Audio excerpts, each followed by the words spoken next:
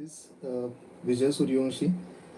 Last year I got selected for Deputy Collector 2020 batch, and in today's webinar uh, we are going to discuss about the Rajya Seva mains strategy, right? That how exactly we should plan for the upcoming mains examination. So uh, I will not go into the details of my introduction and all. We will straightforward start the webinar. So ह्या वेबिनारचा जो main title आहे की MPSC मुख्य परीक्षा strategy. तर हा strategy या म्हणजे शब्दामध्येच अर्थ आहे की स्ट्रॅटेजी म्हणजे काय, how you will define the strategy exactly, a plan that you use in the order to achieve something, right? The plan you use to order achieve something. So म्हणजे कसं आहे, प्लॅनिंग आहे स्ट्रॅटेजी म्हणजे जे आहे ते ओव्हरऑल. मग ते प्लॅनिंग आहे, हे त्या वेळेचं प्लॅनिंग आहे.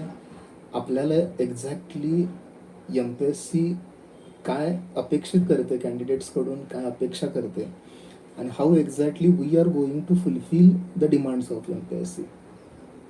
या बाबतीमध्ये ह्या पूर्ण मुख्य परीक्षेच्या अभ्यासाचं स्वरूप समजावून घेऊन त्याचं प्लॅनिंग करणे ही स्ट्रॅटेजी आहे. आणि once a wise man has said that you must know this, if you fail to plan you are planning to fail. ठीक आहे, म्हणजे जसं म्हणलेलं आहे ते.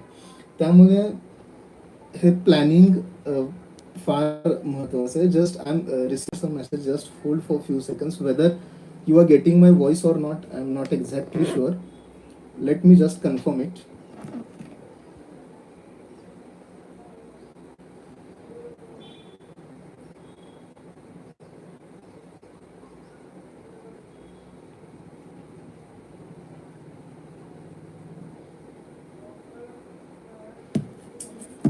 Okay, I'm audible.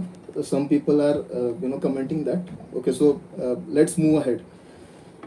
सो ह्या माझ्या आजच्या सेशनचा जो मेन पर्पज आहे हा ओव्हरऑल 4 GSचे पेपर्स आणि त्याचबरोबर मराठी ग्रामर हे descriptive as well as the objective, म्हणजे टोटल एक रफ वेमध्ये आपण एक 6 टॉपिक्सवरती बोलणार आहोत. मग इथून पुढचे जे वेबिनार्स आहेत ते ऑब्व्हियसली प्रत्येक GS वरती आहेत, ते इन डिटेल्स असतील. मग त्याच्यामध्ये स्पेशली टॉपिक वाईज, सब टॉपिक वाईज बुक्स आणि म्हणजे जे काही स्टँडर्ड सोर्सेस वगैरे त्यांना आहेत ते जी कोण फॅकल्टीज आहेत त्या तुम्हाला त्या बाबतीत माहिती देतीलच. मग आजच्या वेबिनारमध्ये मात्र आपण अशा काही युनिक गोष्टी अभ्यासणार आहोत की ज्या म्हणजे रेग्युलर आपण जे स्ट्रॅटेजीमध्ये ऐकतो की बुक्स आहेत, टॉपिक्स आहेत, या टॉपिक्सला हे स्टँडर्ड सोर्सेस तुम्हाला at the time of examination required आहेत, at the time of examination necessary आहेत to get the more score. ठीक आहे, मग या बाबतीत थोडीफार आपण चर्चा करणार आहोत. मग हा वेबिनार फक्त अशा स्टुडंटसाठी आहे का की जे आता इथून पुढे म्हणजे मेन्सला असतील, या मेन्सला असतील, तर नाही आहे. एक लक्षात घ्या, those people who are definitely they are appearing for the upcoming mains examination. For them it's very useful, no doubt about it. मात्र जे ॲस्पिरंट्स जे यावर्षीची प्रिलिम्स क्लिअर करू शकणार नाही आहेत किंवा जे फ्रेशर्स आहेत but they are planning to give the next years mains examination. मग आता यावेळी तुम्ही काय प्रिलिम्सचा अभ्यास करणार आहात का? सध्याच्या स्टेजला नाही आहात. तुम्ही यावेळी सुद्धा मुख्य परीक्षेचाच अभ्यासाची सुरुवात करणार आहात. तर त्यामुळे या वेबिनारवरून आपण अशा सर्व स्टुडंट्सना त्याचा उपयोग होईल की जेणेकरून आताची मेन्स देणारे आणि अपकमिंग मेन्स देणारे ह्या सर्वांना गोष्टी लागू पडतील अशा बाबतीमध्ये चर्चा करणार आहोत. ठीक आहे, म्हणजे हा वेबिनार ची सुरुवात होण्याच्या आधी सुद्धा मला खूप कॅन्डिडेट्सकडून मग सोशल मीडियावरती मेसेजेस आले आहेत, काही कॉल्स आले आहेत की त्यांनी काही सजेशन्स दिलेले आहेत की सर आम्हाला हे ऐकायचं आहे, या गोष्टी आहेत ते अपेक्षित आहेत की त्यांना क्लिअर मी करेन वगैरे. नक्कीच आपण त्या बाबतीमध्ये बोलूया, काहीतरी वेगळं युनिक या स्ट्रॅटेजीमधून आपण अभ्यासूया.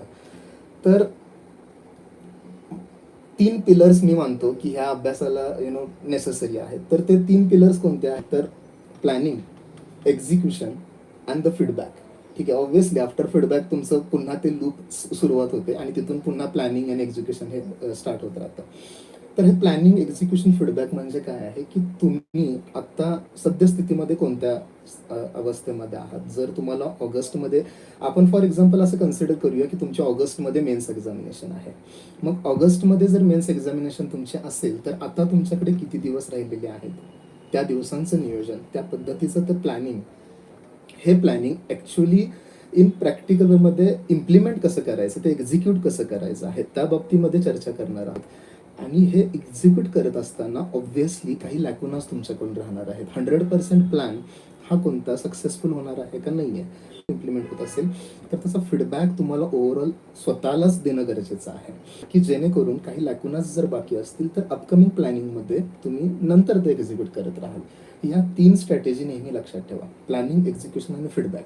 म्हणजे थोडक्यात काय आहे की अभ्यासामध्ये एक प्रोफेशनलिझम जे गरजेचं आहे ते प्रोफेशनलिझम सध्या आणण्याचा आपण प्रयत्न करूया. ठीक आहे.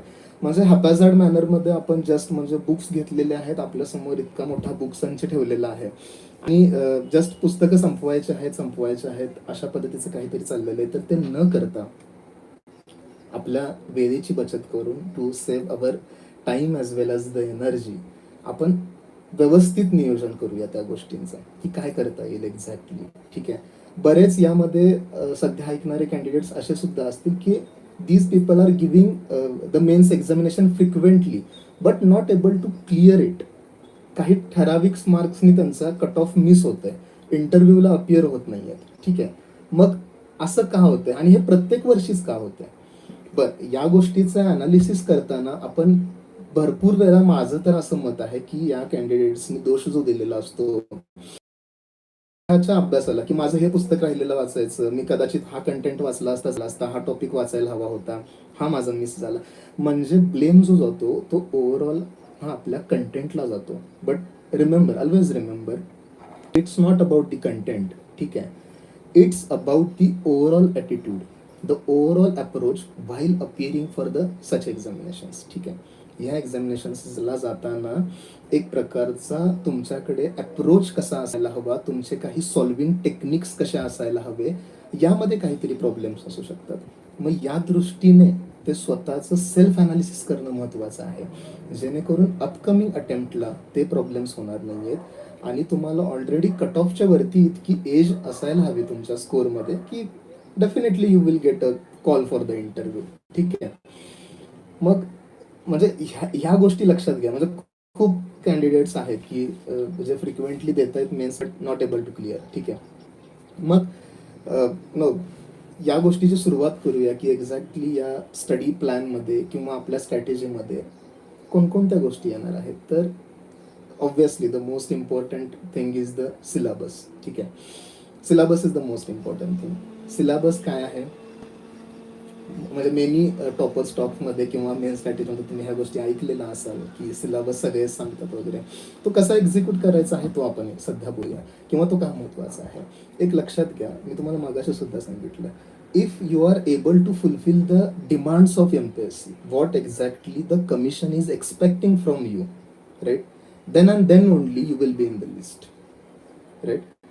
If you have to understand the expectations of the commission, what exactly commission is demanding from the aspirants, and if you are able to fulfill these demands, these expectations, definitely you will be in the list.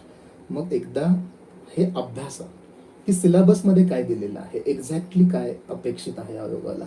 मग ते topic wise चला तुम्ही, म्हणजे GS1 जो आहे त्याच्यामध्ये मग हिस्ट्रीचा topic आहे, तर हिस्ट्रीमध्ये स्पेसिफिकली कोणते मुद्दे.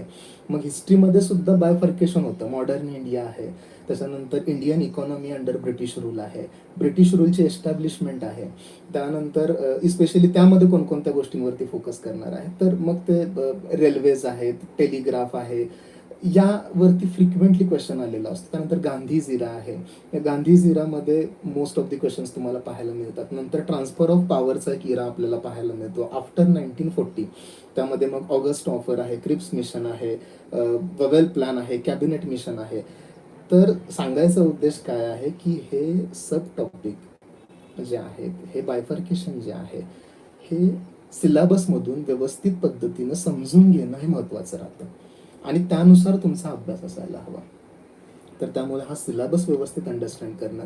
Second most important thing is the previous year question papers. ठीक आहे, प्रिव्हियस इयर क्वेश्चन पेपर्स मधूनच तुम्हाला ही आयडिया येईल की how exactly the commission is forming the questions. Exactly आयोग क्वेश्चन्स कसे एस्टॅब्लिश करतं. तुम्हाला ऑब्जेक्टिव्ह एक्झामिनेशन्सला जो बर्ड्स आय व्ह्यू हवा आहे, म्हणजे एक 10 पेजेस तुम्ही वाचताय, तर हे 10 पेजेस वाचत असताना त्यामध्ये आपल्याला आपल्या ऑब्जेक्टिव्ह एक्झामिनेशनच्या दृष्टिकोनातून कोणत्या गोष्टी स्किप करायच्या आहेत, कोणत्या गोष्टी आत्मसात करायच्या आहेत हे कळलं पाहिजे आणि त्यासाठी तो बर्ड्स आय व्ह्यू पाहिजे आहे. ठीक आहे, मगच ती तुमची म्हणजे वाचण्यामध्ये काय होणार आहे, इफिशियन्सी येणार आहे. ठीक आहे, मग हे कधी कळणार आहे, हा बर्ड्स आय व्ह्यू यायला सुरुवातीला तुम्हाला प्रिव्हियस इयरचे क्वेश्चन पेपरचं प्रॉपर अनालिसिस माहिती असणं फार गरजेचं आहे. ठीक आहे, कोणत्या वेनी आयोग प्रश्न विचारते. 1857चा जो रिव्होल्ट आहे for example, just to discuss it, तर यामध्ये आयोग कोणत्या दृष्टिकोनातून किंवा कोणत्या वेनी क्वेश्चन फॉर्म करू शकतं. मग तो रिव्होल्ट कोणकोणत्या भागांमध्ये स्प्रेड झालेला होता भारतामध्ये. बरं, कोणत्या भागामध्ये जर स्प्रेड झाला नव्हता then what are the reasons. कोणत्या भागामध्ये जास्त पद्धतीनं स्प्रेड झालेला होता, व्हॉट आर दी रिझन्स. हे रिझन्स माहिती असणं. Who were the leaders for the particular region. एखाद्या ठराविक विशिष्ट भागामध्ये ते लीडर्स कोण होते.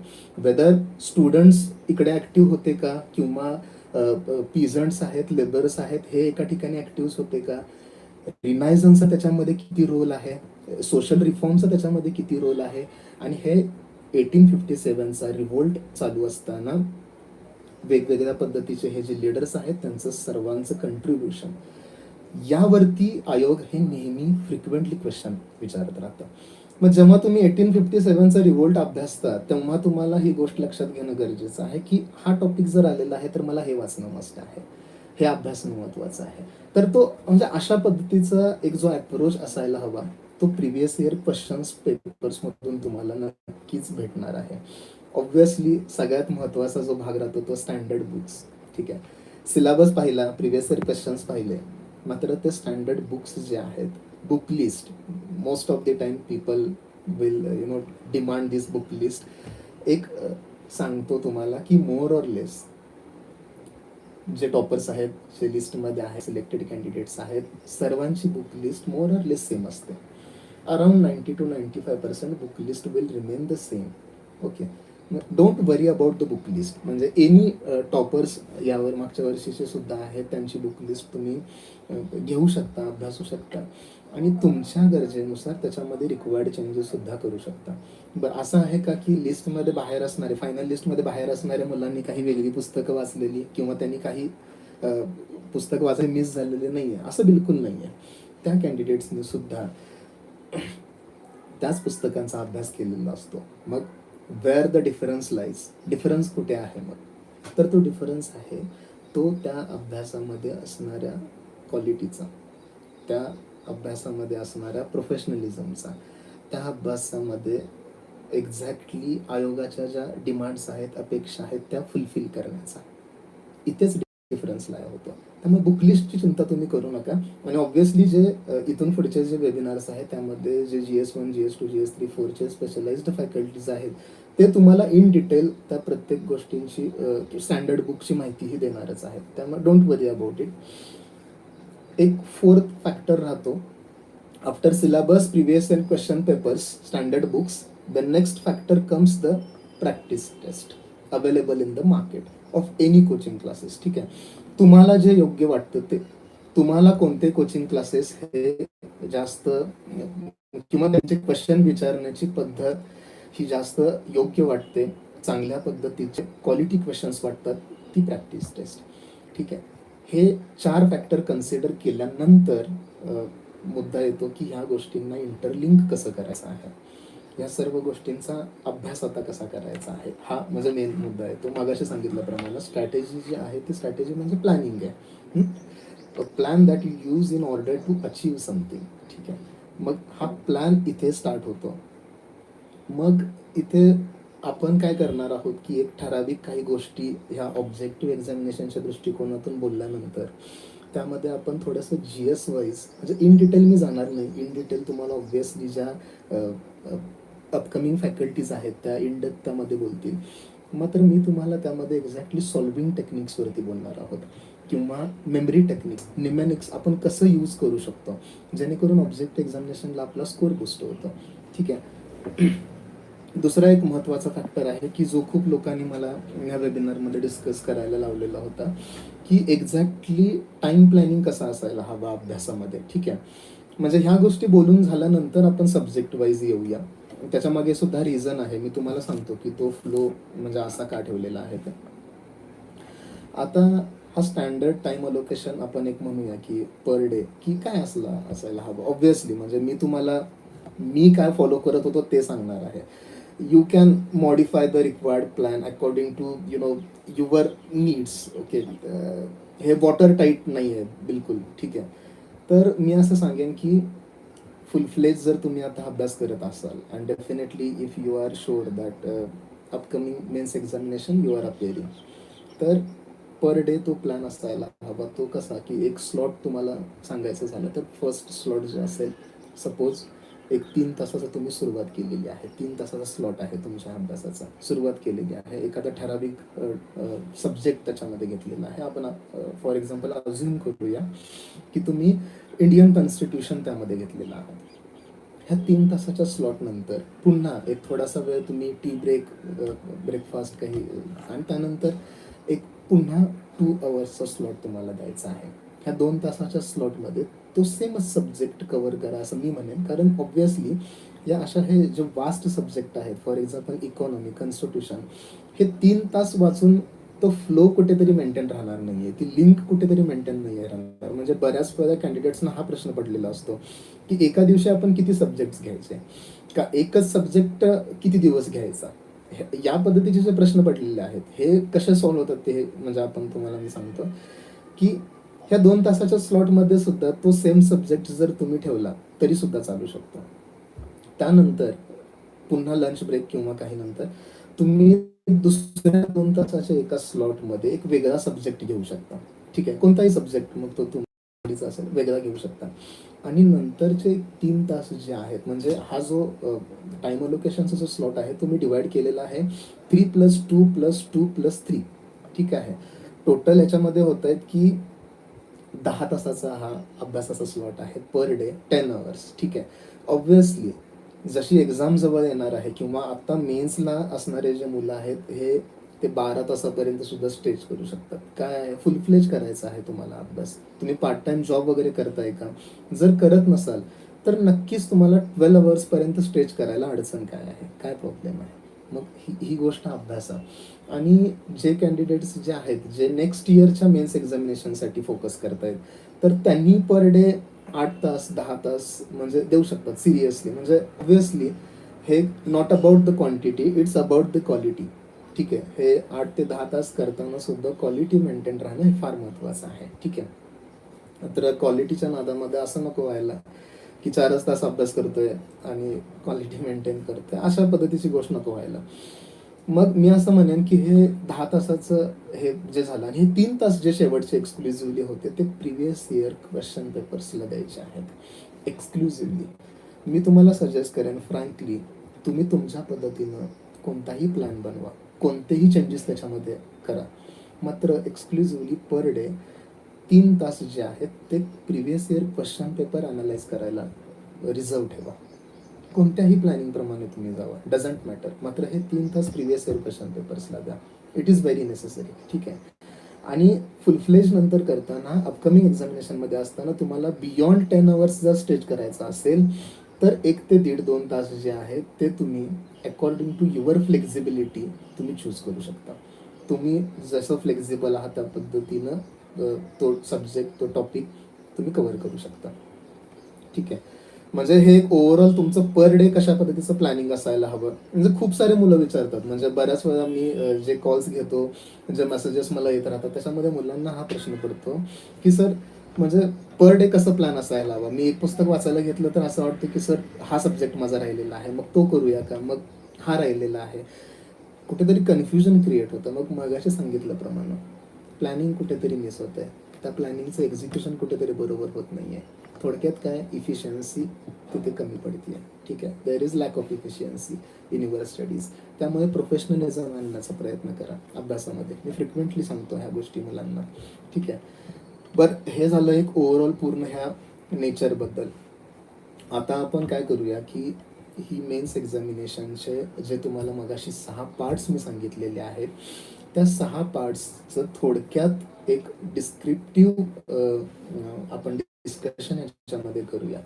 आणि त्यानंतर मग मी सायमल्टेनियसली सुद्धा तुमच्याशी बोलेन की ह्या गोष्टी लक्षात कशा ठेवायच्या आहेत. ओशियन टाईप म्हणजे इतका व्हास्ट सिलेबस आहे, इतके फॅक्च्युअल कंटेंट तुम्हाला प्रिपेअर करायचं आहे. प्रॉब्लेम येतो की हे सगळं लक्षात कसं ठेवायचं आहे. ठीक आहे, ह्या बाबतीत आपण चर्चा करूया. तर ऑब्व्हियसली सुरुवात आता करताना आपण मराठी इंग्लिशचा जो डिस्क्रिप्टिव्ह पेपर आहे, डिस्क्रिप्टिव्ह पेपरच्या बाबतीमध्ये थोडक्यात खूप साऱ्या मुलांना स्पेशली प्रश्न पडतो तो इंग्लिश रिलेटेड प्रश्न पडतो की इंग्लिशमध्ये एस्से, प्रिसी रायटिंग यावरती कशा पद्धतीनं आपण लक्ष द्यायला हवं, किंवा मराठीसाठी सुद्धा. मराठीसाठी जर बोलायचं झालं तर इन शॉर्ट तुम्हाला मी सांगतो, ह्या दोन्ही सब्जेक्टसाठी एक स्पेशल टाईम अलोकेट करणे गरजेचं नाही आहे. म्हणजे माझ्या मतानुसार तुमचा ओव्हरऑल ज्या प्लॅनिंगमध्ये ज्या पद्धतीनं अभ्यास चालू आहे त्याच्यातलाच काहीसा टाईम स्लॉट जर तुम्ही याला राखीव ठेवत असाल, किंवा जाता जाता हा अभ्यास तुमच्या रीडिंगमध्ये होत राहतो. फॉर एक्झाम्पल, तुम्ही मराठीचा डिस्क्रिप्टिव्हचा अभ्यास करताना एडिटोरियल्स जे आहेत, आता कोणत्याही न्यूजपेपरमध्ये तुम्ही त्या तुम्ही समजा फॉर एक्झाम्पल लोकसत्ता अभ्यासताय, तर एखाद्या विषयाचं त्यांनी सुरुवात कशी केलेली आहे, त्यांची इंट्रोडक्शन कशी आहे, त्याला एक फ्लो त्यांनी कसा दिलेला आहे. ठीक आहे, त्यानंतर त्या म्हणजे त्याचा बॉडीचा जो पार्ट आहे, त्या पर्टिक्युलर जो एडिटोरियलचा जो लेख आहे, त्या बॉडीमध्ये सुद्धा त्यांनी प्रायोरिटाईज गोष्टी कशा पद्धतीच्या केलेल्या आहेत, की कोणत्या गोष्टीला अधिक महत्त्व दिलेलं आहे. त्यानंतर येतो तो कन्क्लुजनचा पार्ट येतो, म्हणजे इंट्रोडक्शन, बॉडी आणि कन्क्लुजन. फॉर एक्झाम्पल एस्सेमध्ये जर तुम्हाला लिहायचं असेल तर त्या कन्क्लुजनच्या पार्टमध्ये तुम्ही कधीसुद्धा अभ्यासा, एडिटोरियल्समध्ये स्पेशली तुम्हाला काय दिसतो की त्या ओव्हरऑल टॉपिकचा एक प्रकारची समरी दिसते, एक सार दिसतो, आणि तो अतिशय छान पद्धतीने त्यांनी मांडलेला असतो की तुम्हाला कन्क्लुजन करताना कुठेतरी तो टॉपिक हा एंड होतोय असं वाटतं. म्हणजे असं तुम्हाला एक अपिलिंग वाटतं की चला, म्हणजे हा मुद्दा मी व्यवस्थित वाचलेला आहे. तो फील एक्झामिनरला यायला हवा तुमच्या एस्सेमध्ये. ठीक आहे, मग हे कन्क्लुजन करताना ते इंट्रोडक्शन, ती बॉडी जी तुम्ही आतापर्यंत लिहिलेली आहात, या सर्वांमध्ये ज्या गोष्टी आलेल्या आहेत त्या थोडक्यात समराईज तुम्हाला कन्क्लुजनमध्ये करायला यायला हव्यात.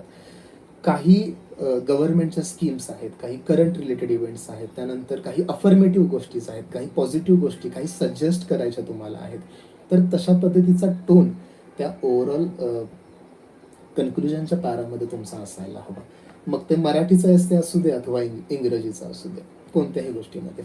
मग त्यासाठी वाचन काय आहे की अवांतर वाचनाचे काही बुक्स तुम्हाला वाचायची आवड असेल तर नक्कीच वाचा. मात्र हेही तितकंच खरं आहे की अपकमिंग मेन्स एक्झामिनेशन जर असेल तर कदाचित इतका वेळ तुम्हाला मिळणार नाही आहे. तुम्ही काय करू शकता, काही स्टँडर्ड एस्सेज मार्केटमध्ये बुक्स तुम्हाला अवेलेबल मिळतात.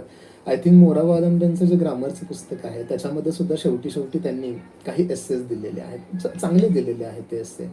मग काही ठराविक हॉट टॉपिक्स जे असतात, फॉर एक्झाम्पल विमेन रिलेटेड आहे, फॉर एक्झाम्पल काही नॅशनल लीडर्स आहेत, गांधीज आहेत, आंबेडकर आहेत, तर यां रिलेटेड काही पुस्तकं तुम्ही वाचता, काही आर्टिकल्स वाचा आणि यांच्यामधून त्यांच्या रिलेटेड काहीतरी युनिक गोष्टी तुम्ही नोट डाऊन करा तुमच्या नोट्समध्ये.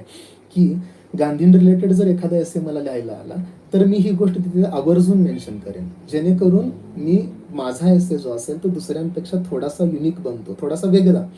म्हणजे इथं हेच आहे की how exactly you are presenting your self, something different. ठीक आहे, काहीतरी वेगळं करतोय त्या फ्लोच्या बाबतीत. ऑब्व्हियसली काहीतरी वेगळं करतोय म्हणजे ते थोडं असं एक्स्ट्रीम लेवलला नसायला हवं. ती लँग्वेज जी एस्सेची असायला हवी ती बॅलन्स्ड लँग्वेज असायला हवी, त्याच्यामध्ये कुठेतरी फ्लो तुम्हाला दिसायला हवा. ठीक आहे, म्हणजे सिव्हिल सर्वंटचा जो एक म्हणजे ॲटिट्यूड असायला हवा की न्यूट्रल गोष्टी, कोणत्याही गोष्टी प्रेझेंट करताना त्याच्यामध्ये एक्स्ट्रीमिस्ट व्ह्यूज नसायला हवे. लँग्वेज ही तुमची कशी पाहिजे की एक फ्लो, एक बॅलन्स्ड वाचली पाहिजे, सोफिस्टिकेटेड वाचली पाहिजे. ठीक आहे. तर हे लिहिताना प्रॅक्टिस जर तुम्ही हे थोड्याफार एसेन्स जर केलं तरी पण ते होऊन जाते. ठीक आहे. इंग्लिशचा प्रश्न आता इथे उपस्थित होतो की इंग्लिशसाठी तितका वेळ देणं म्हणजे पॉसिबल आहे का? तर मी असं तुम्हाला सजेस्ट करेन की या वेळेमध्ये तुम्ही द हिंदू किंवा द इंडियन एक्सप्रेस यासारख्या न्यूजपेपर्समधून जे एडिटोरियल्स येतात, जे हॉट टॉपिक्स आहेत, मगाशी आपण डिस्कस केले, हे युज्युअल असतात topics. Climate change, Indian economy, ठीक आहे, women, youth, old age people, या बाबतीचे जे लेख येतात ते चांगल्या पद्धतीनं अभ्यासा. त्यांची इंट्रोडक्शन बघा कशा पद्धतीचे आहे, त्यांचं कन्क्लुजन बघा कशा पद्धतीचं आहे, त्यांच्या लँग्वेजमधला तुम्ही फ्लो अभ्यासा, त्यांनी गोष्टी प्रायोरिटाईज कशा केलेल्या आहेत बघा. आणि यूपीएससीचे काही सोर्सेस म्हणजे तुम्हाला टॉपर्सचे एसेस तुम्हाला पाहायला मिळतील, खूप साऱ्या वेबसाईट्सवरती आहेत किंवा तुम्हाला झेरॉक्स सेंटरमध्ये सुद्धा अवेलेबल होतील. तर हे एसेस तुम्ही अभ्यासा. एका लिमिटच्या बाहेर या सब्जेक्ट्सना जास्ती वेळ देणं गरजेचं नाही आहे. मुळात यासाठी गरजेचं आहे की तुमचं बाकीचं वाचन कसं आहे आणि ह्या रिडिंग्स नंतर तुम्ही स्वतःला एक्सप्रेस कसं चांगल्या पद्धतीनं करू शकता, हे जास्त महत्त्वाचं आहे. ठीक आहे.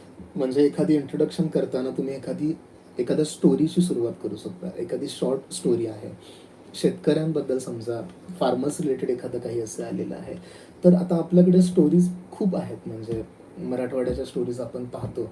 मग एखादी छानशी तुम्ही स्टोरी अशी सुरुवात करू शकता की एक्झामिनरचं अटेन्शन तिकडे गेलं पाहिजे की अरे ह्यानं काहीतरी खरंच चांगलं लिहिलेलं आहे, म्हणजे हे वेगळं वाटतंय काहीतरी, आणि तो त्या एस्से वाचताना कुठेतरी म्हणजे सॅटिस्फाईंग वाटलं पाहिजे की युनिक आहे काहीतरी. नक्कीच तुम्हाला एज मिळणार आहे त्या एस्सेमध्ये. आणि ही एज जर 2 ते 3 मार्काची सुद्धा ॲव्हरेज कॅन्डिडेट्सपेक्षा असेल तर असा स्कोअर तुमचा इथे बूस्ट होत राहणार आहे. त्यामुळे या गोष्टी वाटतात तेवढ्या कॅज्युअल नाही आहेत. ठीक आहे. If you take it seriously definitely you will get benefit out of it. Sir, हे रिलेटेड एसेस किंवा डिस्क्रिप्टिव्ह रायटिंगबद्दल तुम्हाला मी सांगितलं. आता ट्रान्सलेशनच्या ज्या गोष्टीज आहेत तर ह्यासाठी वोकॅब्युलरी डेव्हलप करणं फार महत्त्वाचं आहे. इंग्लिशची वोकॅब्युलरी डेव्हलप न्यूजपेपरमधून तर होतच राहते. मात्र आपण ऑब्जेक्टिव्ह ग्रामरसाठी जे बुक्स सोर्सेस अभ्यासणार आहोत, यामधून सुद्धा तुम्हाला ती वोकॅब्युलरी पाहायला मिळेल. मग दररोज एक 10 शब्द 20 शब्द त्याचे पाठ करणे. काही डिबेट्स वगैरे असतात, Rajya Sabha T V, Lok Sabha T व्हीच्या डिबेट्स आहेत, ते डिबेट्स बघा. अशा पद्धतीनं वोकॅब्युलरी तुमची डेव्हलप होत राहील चांगल्या पद्धतीनं. ठीक आहे. आणि डिस्क्रिप्टिव्हला एक अतिशय चांगला उत्तम स्कोअर तुम्हाला येतो. हा असा एकमेव पेपर आहे, ऑब्जेक्टिव्ह सुद्धा डिस्क्रिप्टिव्ह सुद्धा, जो देऊ शकतो, एक चांगल्या पद्धतीने तुम्हाला देऊ शकतो. फक्त एकच आहे की इथे तुम्ही अनालाइज करा की मला कोणत्या पद्धतीने ह्या गोष्टी हाताळायच्या आहेत. म्हणजे काहीच न करता, प्रिपेअर न करता परीक्षेला म्हणजे बिलकुल जाऊ नका.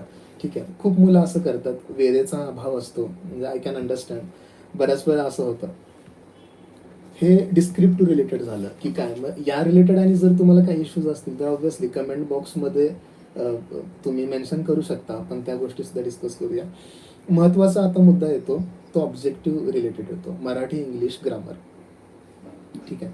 आता हे मराठी इंग्लिश ग्रामरचा जो टॉपिक आहे तो सुद्धा असाच आहे की कमी वेळामध्ये चांगलं आउटपुट देणार आहे, चांगला अभ्यास देणार आहे. ठीक आहे.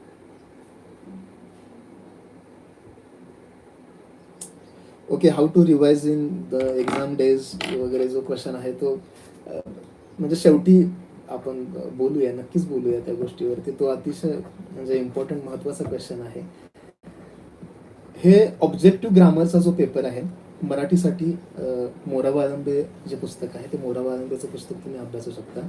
ग्रामरला एक महत्त्वाची गोष्ट काय आहे माहिती आहे का, की नियम्स, त्याचे जे नियम आहेत, ग्रामरचे जे लॉज आहेत ते माहीत असणं फार महत्त्वाचं आहे. मग हे पुस्तक वाचत असताना त्याच्याकडे बारकाईने निरीक्षण करून, तो बर्ड्स आय व्ह्यू ठेवून, तो प्रत्येक नियम, त्याची उदाहरणं जी दिलेली आहेत ते, आणि त्याचे एक्सेप्शन्स काय आहेत, एक्सेप्शन ऑफ रूल, जो काही रूल आहे त्या रूलचं काही एक्सेप्शन्स आहेत ते. कारण मोस्ट ऑफ द टाइम असं बघण्यात आलेलं आहे की ह्या एक्सेप्शन्सवरती क्वेश्चन फॉर्म्स बऱ्याचपैकी झालेले आहेत आणि अवेलेबल आहे.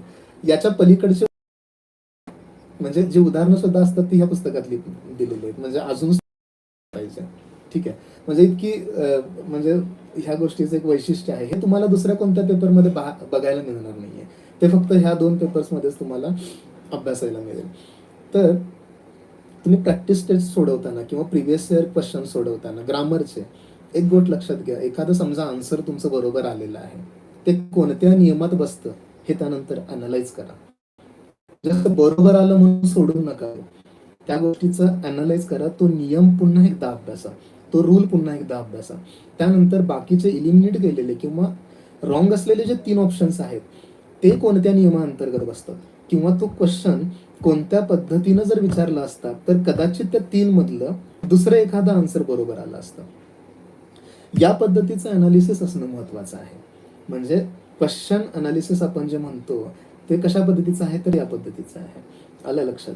मग मोस्ट ऑफ द टाइम मार्केटमध्ये प्रॅक्टिससाठी काही बुक्स जर आहेत हे ग्रामरचे, ते नक्की अभ्यासा आणि फ्रिक्वेंटली सॉल्व्ह करत राहा ह्या गोष्टी. तुम्हाला असं आहे, जेवढे क्वेश्चन्स तुम्ही सॉल्व्ह करणार आहात ना तेवढं म्हणजे ह्याच्यामध्ये तुमची इफिशियन्सी येणार आहे आणि ओव्हरऑल तुमचा स्कोर बूस्ट होत राहणार आहे.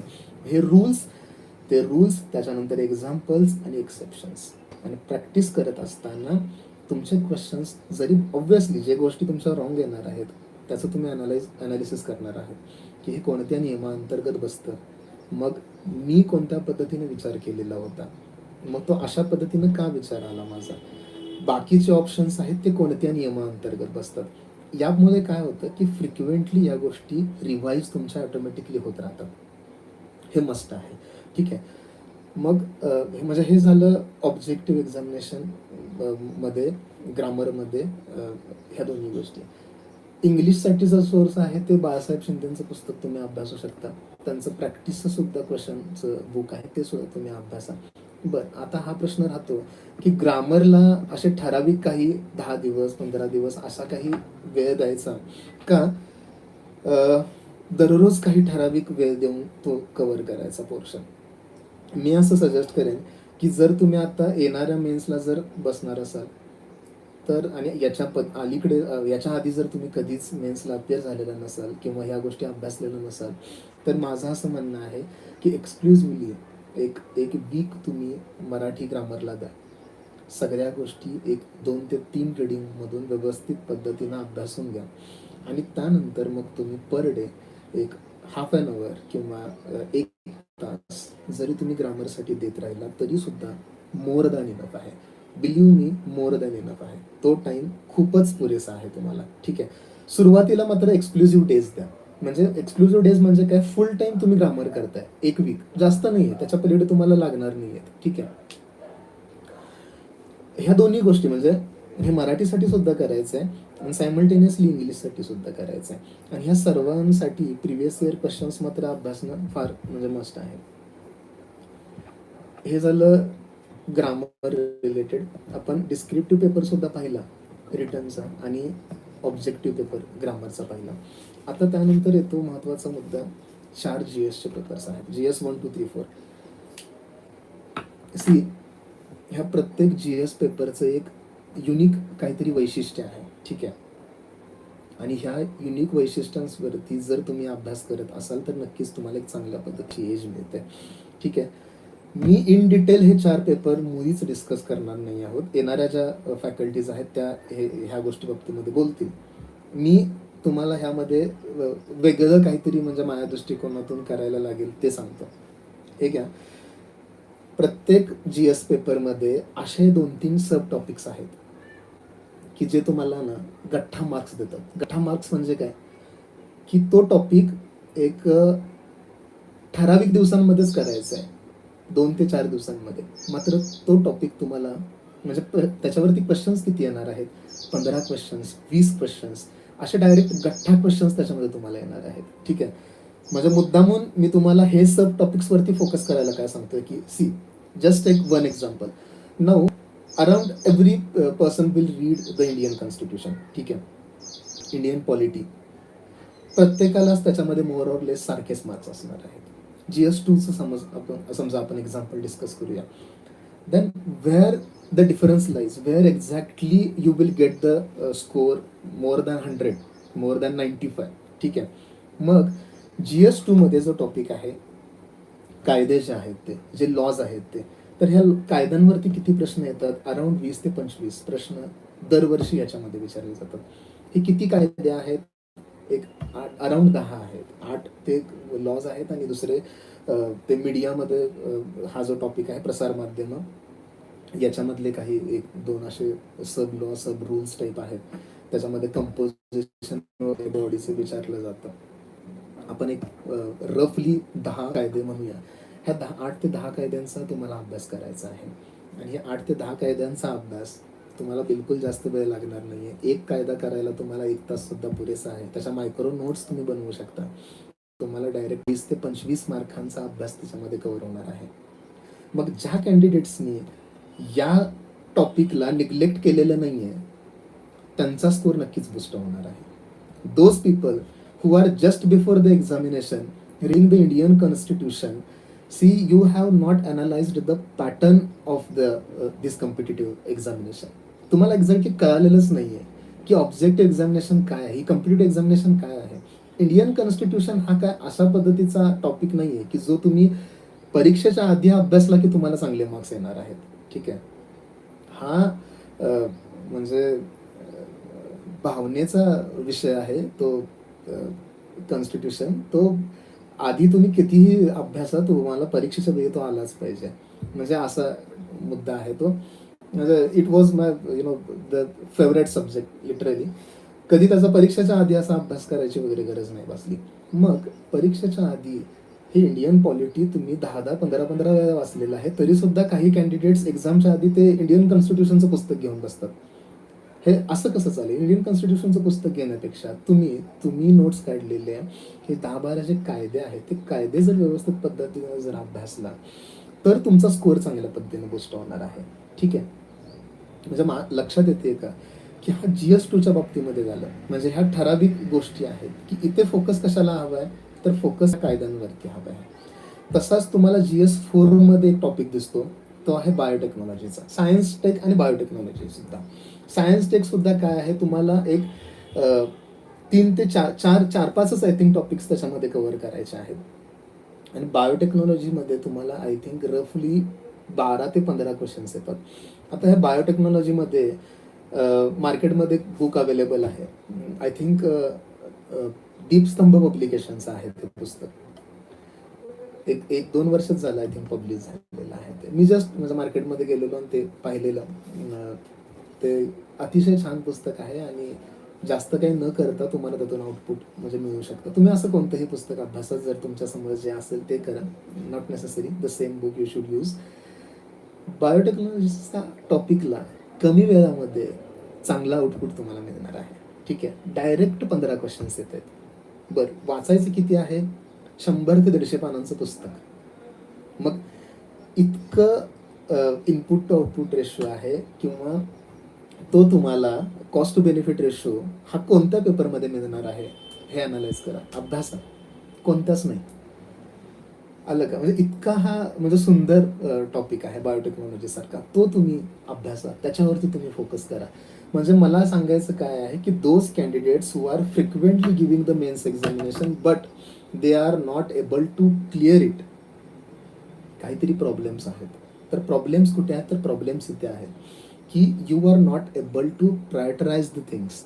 तुम्हाला गोष्टी प्रायोरिटाइज करता येईना झालेल्या आहेत किंवा कुठेतरी मिस होत आहेत. म्हणजे की कोणत्या टॉपिकला किती वेळ द्यायला हवा, बिफोर एक्झामिनेशन काय वाचायला हवं, गोष्टी प्रायोरिटाइज कशा पद्धतीने करायला हव्यात, हे कुठेतरी मला वाटतं की म्हणजे कमी पडत आहे. ठीक आहे, तर GS1 ची जर आपण सुरुवात केली, हिस्ट्री, जॉग्राफी, ॲग्रिकल्चर हे 3 महत्त्वाचे इम्पॉर्टंट टॉपिक्स याच्यामध्ये तुम्ही अभ्यासणार आहात. हिस्ट्री जो टॉपिक आहे तो अतिशय वास्ट, अतिशय अनसर्टन टॉपिक आहे. So I will not recommend that you should invest a much time in to this subject. हिस्ट्रीमध्ये टू बेनिफिट रेशो चांगल्या पद्धतीने करू शकता. But which are this topics? For example reformers, social reformers जे आहेत ते especially म्हणजे महाराष्ट्रामधले. ठीक आहे, ह्या सोशल रिफॉर्मर्सवरती जो टॉपिक आहे याचं जर तुम्ही फ्रिक्वेंटली रिव्हिजन करत असाल तुम्हाला कदाचित चांगले मार्क्स नक्कीच येतील.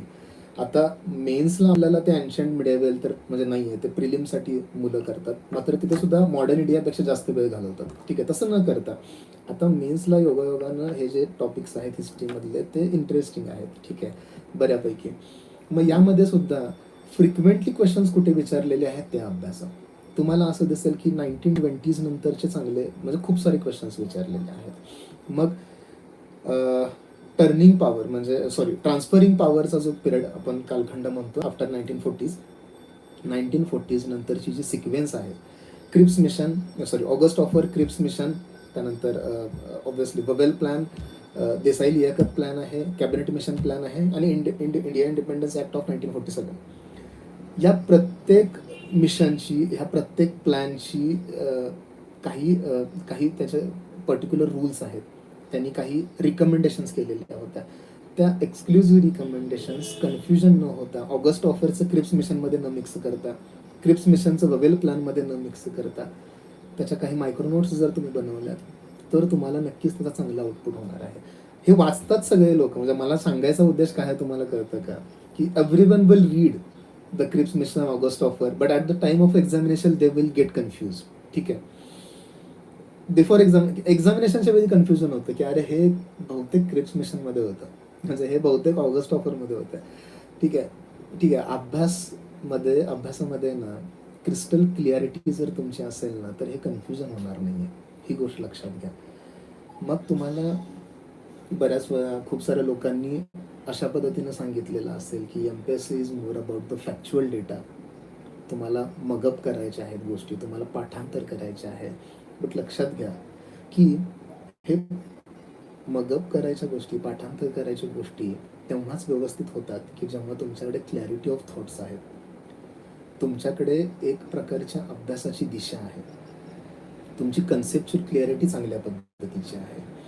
म्हणजे तुम्हाला ओव्हरऑल आपल्या हिस्ट्रीचा पिरियड अभ्यासताना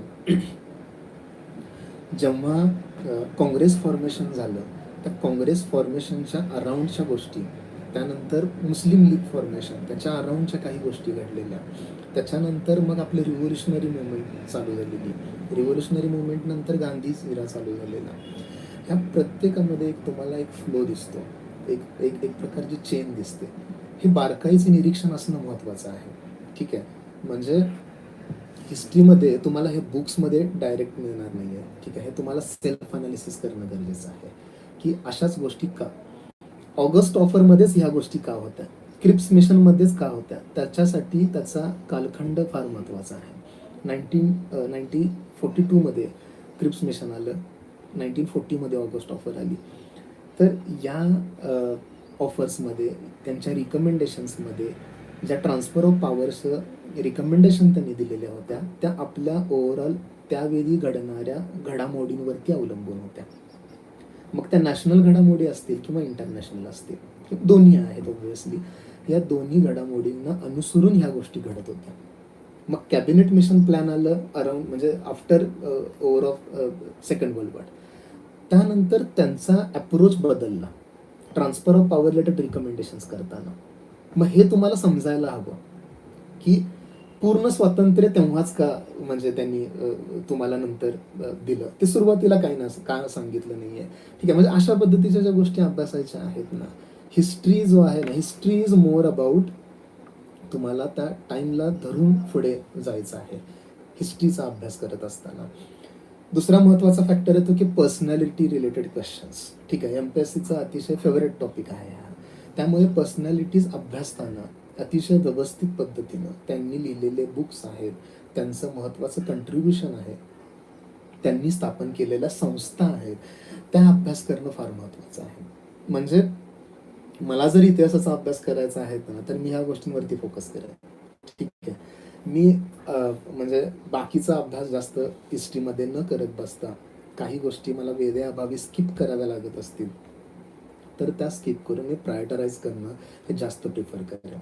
इन्स्टेड ऑफ जस्ट माझ्यासमोर एक पुस्तक आलेलं आहे आणि ते पुस्तक मी फ्रॉम स्टार्ट टू एंड वाचत चाललेलं आहे, अशा पद्धतीची गोष्ट न अवलंबता यामध्ये कुठेतरी एक प्रोफेशनलिझम तुम्ही आणण्याचा प्रयत्न करा. बरं, ॲग्रिकल्चर हा एक टॉपिक येतो पेपर 1मध्ये, तो सुद्धा अनसर्टन टॉपिक आहे.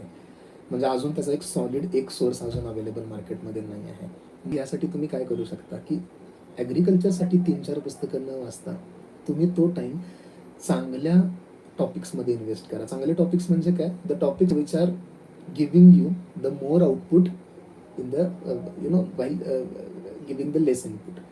मग जॉग्राफी टॉपिक तुमच्यासमोर आहे GS1मध्ये. जॉग्राफीला काय अभ्यासायचं आहे की 5th, 6th, 7th स्टँडर्डचे काही NCERTs आणि 11चे 2 NCERTs. याच्या पलीकडे तुम्हाला जॉग्राफीचा अभ्यास करायचा नाही आहे. आणि ऑब्व्हियसली म्हणजे महाराष्ट्राच्या हिस्ट्रीसाठी एखादं पुस्तक तुम्ही घेऊ शकता. अगेन दीपस्तंभचं जे पुस्तक आहे जे अतिशय छान पद्धतीने दिलेलं आहे ते तुम्ही अभ्यासा. त्याच्या पलीकडे काहीच करू नका. म्हणजे आता मार्केटमध्ये असं कोणाचं म्हणजे नाव मला घ्यायचं नाही, असे बल्की बुक्स अवेलेबल आहेत जॉग्राफीसाठी. मी असं म्हणेन की नॉट नेसेसरी. ठीक आहे, गरजेचं नाही आहे ते पुस्तक वाचायला, बट कोणीतरी तुम्हाला सांगितलं अरे हे पुस्तक वाचायचं आहे, मग मुलांनी काय केलेलं आहे की फ्रॉम स्टार्ट टू एंड ते पुस्तक हातामध्ये घेतलेलं आहे. They have not analysed previous year question papers related to the particular topic. They have not analyzed the syllabus of the topic. ठीक आहे, मग यामुळे काय होतं, तुमची एनर्जी वेस्ट होते, तुमचा टाइम वेस्ट होतोय आणि कोणत्या ठिकाणी किती टाइम इन्व्हेस्ट करायचा आहे याचा बॅलन्स राहत नाही आहे. मग त्यामुळे सोर्सेस सुद्धा असे निवडा की जे आपल्या ऑब्जेक्टिव्ह, लक्षात ठेवा आपली एक्झामिनेशन ऑब्जेक्टिव्ह आहे, आपल्या ऑब्जेक्टिव्ह एक्झामिनेशनच्या दृष्टिकोनातून जास्त आउटपुट देणार आहेत, असे सोर्सेस तुम्ही चूज करा. ठीक आहे, आणि जॉग्राफीला जास्त वेळ द्या इन्स्टेड ऑफ ॲग्रिकल्चर. ठीक आहे, आणि बिफोर एक्झामिनेशन काय रिवाईज करायचे आहेत, आता GS1मध्ये जर बोलायचं झालं तर अशा पद्धतीच्या युनिक गोष्टी, ठीक आहे, की ज्या फॅक्च्युअल डेटा जो आहे तो तुम्हाला किंवा तुम्ही काही मायक्रो नोट्स जर बनवलेला असतील तर त्या रिवाईज करायच्या आहेत. ठीक आहे, GS2 तुम्हाला मग असे सांगितलं त्या पद्धतीनं. ठीक आहे, every person will read the Indian polity, Indian constitution. Different lies how exactly you have understood the things. ठीक आहे, तुम्हाला गोष्टी कळाल्यात कसं, तुम्ही आर्टिकल्स लक्षात कशा पद्धतीने ठेवलेले आहेत. ठीक आहे, इथे डिफरन्स लाईज होतो. नंतर तुम्ही GS2मध्ये प्रायोरिटाईज काय केलेलं आहे, तुम्ही डिस्ट्रिक्ट ॲडमिनिस्ट्रेशन सारखा टॉपिक जो आहे तो जर स्किप केला असेल तर you are making the blunder here. Straight forward एक अराउंड 4 ते 5 क्वेश्चन त्याच्यामध्ये येतात. बरं, तर टॉपिक किती आहे, अराउंड काहीतरी एक 8 ते 10 पेजेसचा टॉपिक आहे, तो तुम्हाला अभ्यासायचा आहे, तो स्किप नाही आहे करायचा. बिफोर एक्झामिनेशन तो वाचायचा आहे. कायदे आहेत, तुम्ही मायक्रो नोट्स जर बनवलेला असशील तर कायद्यांचा अभ्यास सुरुवातीला म्हणजे तेव्हा करा. ठीक आहे, instead of reading the Indian constitution. Indian constitution हे आधीच पक्क असायला हवं. मगाच सांगितलं तसं इंडियन कॉन्स्टिट्यूशन आहे ना, हा म्हणजे भावनेचा विषय आहे, तो पेपरच्या आधी नाही आहे वाचायचा, तो आत्मसात करायला हवा. ठीक आहे, विदाऊट बिफोर द एक्झामिनेशन तुम्हाला तो माहिती असायला हवं, म्हणजे तिथं कन्फ्युजन होता कामा नये. ठीक आहे, असा तो टॉपिक आहे. दुसरा म्हणजे GS2 रिलेटेड मी बोललो, काही गोष्टी ऑब्व्हियसली ते जर मिस होत असतील तर त्या आपण at the end of lectures नक्कीच डिस्कस करू. GS3 बाबतीमध्ये बोलूया की GS3मध्ये अशा कोणत्या गोष्टीच आहेत.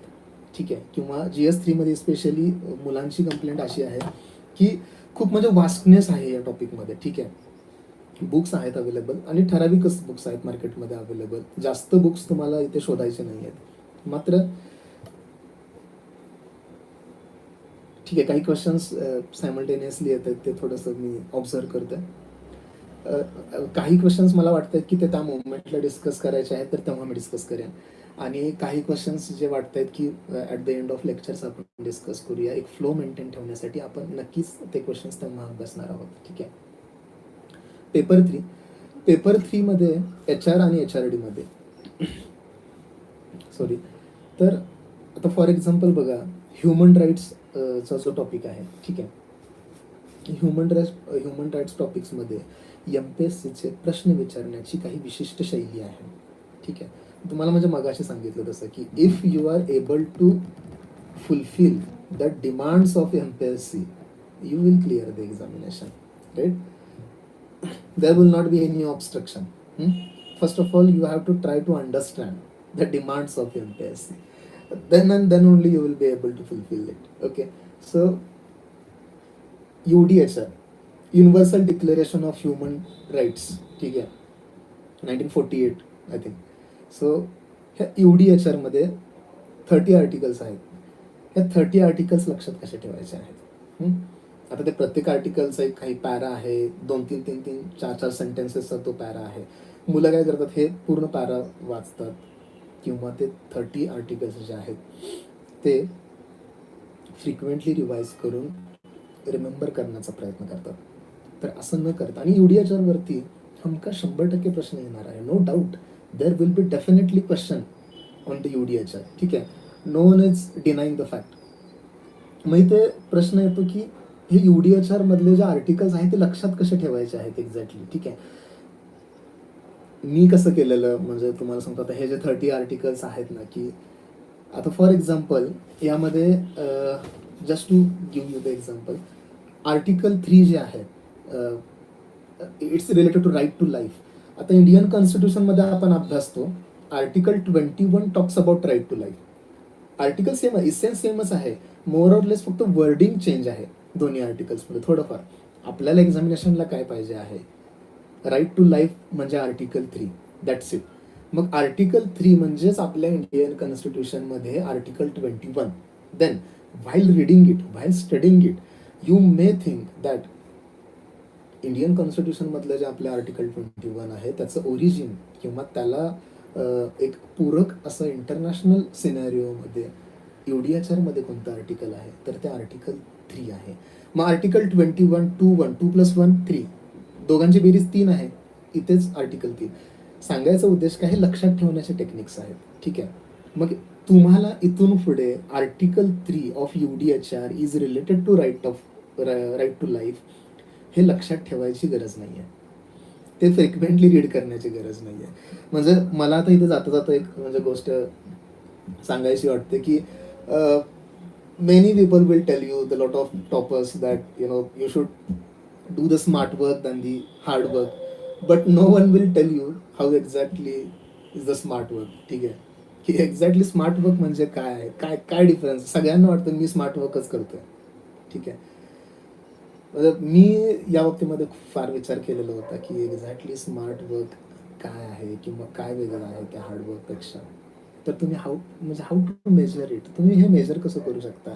एक गोष्ट लक्षात घ्या की म्हणजे माझं असं म्हणतं आहे की 2 फॅक्टर, एक आहे टाईम फॅक्टर आणि दुसरा आहे इफिशियन्सीचा फॅक्टर. तर टाईम फॅक्टर म्हणजे काय आहे की आज एखादा ठराविक टॉपिक तुम्हाला वाचायला 10 दिवस लागतात. सेकंड रीडिंग, थर्ड रीडिंग मात्र करताना तुम्ही पुन्हा तो टॉपिक वाचताना, म्हणजे आता those people who are continuously preparing since 4 years 5 years 6 years also, still you are taking around 15 days 10 days to read the Indian polity. म्हणजे तुम्ही लक्ष्मीकांत पुस्तक हातामध्ये घेतलं की अजून सुद्धा तुम्ही 10 ते 15 दिवस लावत असशील की you are not doing smart work. ठीक आहे, ही गोष्ट लक्षात घ्या, तुम्ही इथे स्मार्ट वर्क नाही आहे करत. म्हणजे माझा म्हणण्याचा अर्थ कसा आहे की एखादा ठराविक टॉपिक जो आहे तो हा सक्सेसिव्ह रिडिंग्समध्ये कमी वेळामध्येच कम्प्लीट व्हायला हवा, हे फार नेसेसरी आहे. ठीक आहे, तरच कुठेतरी तुम्ही म्हणू शकता की मी काहीतरी वेगळं करतोय, म्हणजे स्मार्ट काहीतरी करतोय की जेणेकरून माझ्या वेळेची बचत होतीये. गोष्ट लक्षात येते. दुसरी आहे की इफिशियन्सी आहे. इफिशियन्सी म्हणजे काय, आता ऑब्व्हियसली आपण काय म्हणतो, सिम्पल आउटपुट आपण इनपुट म्हणजे एक कमी वेळ इनपुट्समध्ये तुम्हाला जास्त आउटपुट याच्यामध्ये मिळायला पाहिजे. आणि सक्सेस रिडिंग्समध्ये इफिशियन्सी वाढली पाहिजे. म्हणजे आता यावर्षीचा अटेम्प्ट म्हणजे मागच्या वर्षीचा अटेम्प्ट देताना तुम्ही इंडियन पॉलिटीमध्ये समजा आउट ऑफ 20 क्वेश्चन्स, ठीक आहे, म्हणजे मी MPSC मेन्स बाबतीत नाही आहे बोलत, असंच जस्ट एक्झाम्पल देतो की आउट ऑफ 20 क्वेश्चन सपोज तुमचे 10 क्वेश्चन्स बरोबर येत आहेत, म्हणजे 50% थोडक्यात इफिशियन्सी आहे इथे. दुसऱ्या अटेम्प्टला, तिसऱ्या अटेम्प्टला अजून सुद्धा 50%च आहे इफिशियन्सी. ठीक आहे, then you are doing something wrong. तुमची इफिशियन्सी ऑब्व्हियसली या सब्जेक्टमध्ये वाढली पाहिजे. स्टॅटिक पोर्शन आहे तो, बदललाय का, चेंज नाही झालाय का, तो नाही आहे झालेला.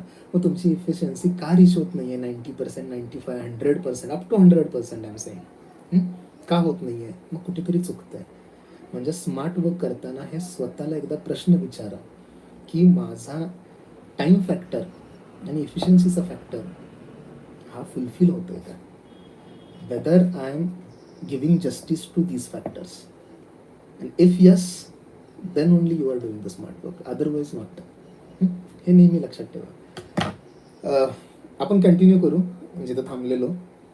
UDHRची आपण चर्चा करत होतो. UDHR मध्ये article 3. Now article 3 is equal to article 21 of Indian constitution.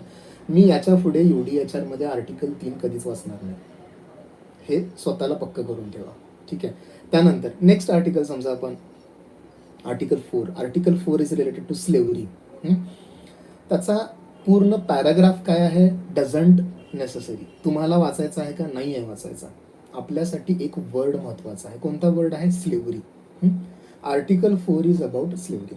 मग तुम्ही कसं रिमेंबर करायचं आहे की जेव्हा स्लेव्हरी अबॉलिश झाली तेव्हा असं म्हणूया की शेवटी फक्त 4 कंट्रीज बाकी होत्या की जिथे स्लेव्हरी बाकी होती, म्हणजे अजून चालू होती. आणि शेवट जिथे झाला या कायद्याप्रमाणे म्हणतो ऑब्व्हियसली नवीन स्वरूपात हे स्लेव्हरी जी आहे ती अजून सुद्धा अस्तित्वात आहेच, अनफॉर्च्युनेटली ऑब्व्हियसली. तर कायद्यामध्ये जर जी म्हणजे अबोलिश झालेली आहे तर ती स्लेव्हरी समजा आपण असं फॉर एक्झाम्पल जस्ट इमॅजिन की 4 कंट्रीजमध्ये होती आणि नंतर ती अबोलिश झाली. मग हे 4 लक्षात ठेवायचं की 4च कंट्रीज होत्या जिथे शेवटी स्लेव्हरी होती शेवटपर्यंत. मग तुम्हाला एक लक्षात येईल की हा आर्टिकल 4 स्लेव्हरी कधीच विसरणार नाही. हे मेरे टेक्निक्स आहेत. लक्षात येते मला मुद्दा काय म्हणायचा आहे. ठीक आहे. Article 13. Article 13 is about the freedom of movement. मग whether it is interstate movement, intrastate movement और इंटर कंट्री मुवमेंट ऑल्सो. ठीक आहे. ह्या म्हणजे आपण जे ट्रॅव्हल करतो, समजा आता मी कुठेतरी फिरायला जातोय, तर मग एक लक्षात ठेवा की मी जेव्हा ट्रॅव्हलिंगला जातो तर हा ट्रॅव्हलिंगला जाण्याचा जो माझा अधिकार आहे तो मला कोणी दिलेला आहे किंवा तो अधिकार कुठे मेन्शन केलेला आहे, तर तो UDHR मध्ये आर्टिकल 13 नुसार दिलेला आहे. मग ही एक सिच्युएशन आहे, तुम्ही ट्रॅव्हल करायला जाताय आणि ही ट्रॅव्हल करायला जाणारी सिच्युएशन तुम्ही आर्टिकल 13ला लिंक केलेली आहे. म्हणजे तुम्ही फ्रिक्वेंट ट्रॅव्हल करताना लक्षात ठेवा 13 नंबर बस, 13 नंबरची बस पकडायची, मगच मी फिरायला जातो. कुठेही जातो 13 नंबरची बस पकडून फिरायला जातो बस. इथून पुढे यू विल नॉट फॉरगेट और you will not have any necessity to read article 13 of UDHR again. So my friends, this is the actual smart work. ठीक आहे. Article 25, article 26, I still remember these articles. ठीक आहे. मी जास्त वेळा ते वाचलेले सुद्धा नव्हते. Article 25 is about I think education, health, and 26 is about the education. Health पहिला आणि एज्युकेशन नंतर. ठीक आहे. Article 25, article 26. मग आपण जेव्हा हॉस्पिटलाइज्ड होतो किंवा आपल्या फिजिशियनकडे जातो तर हे कोणत्या अधिकारांमध्ये दिलेलं आहे, तर हे आर्टिकल 25 नुसार आपण जातो. हे लक्षात ठेवा.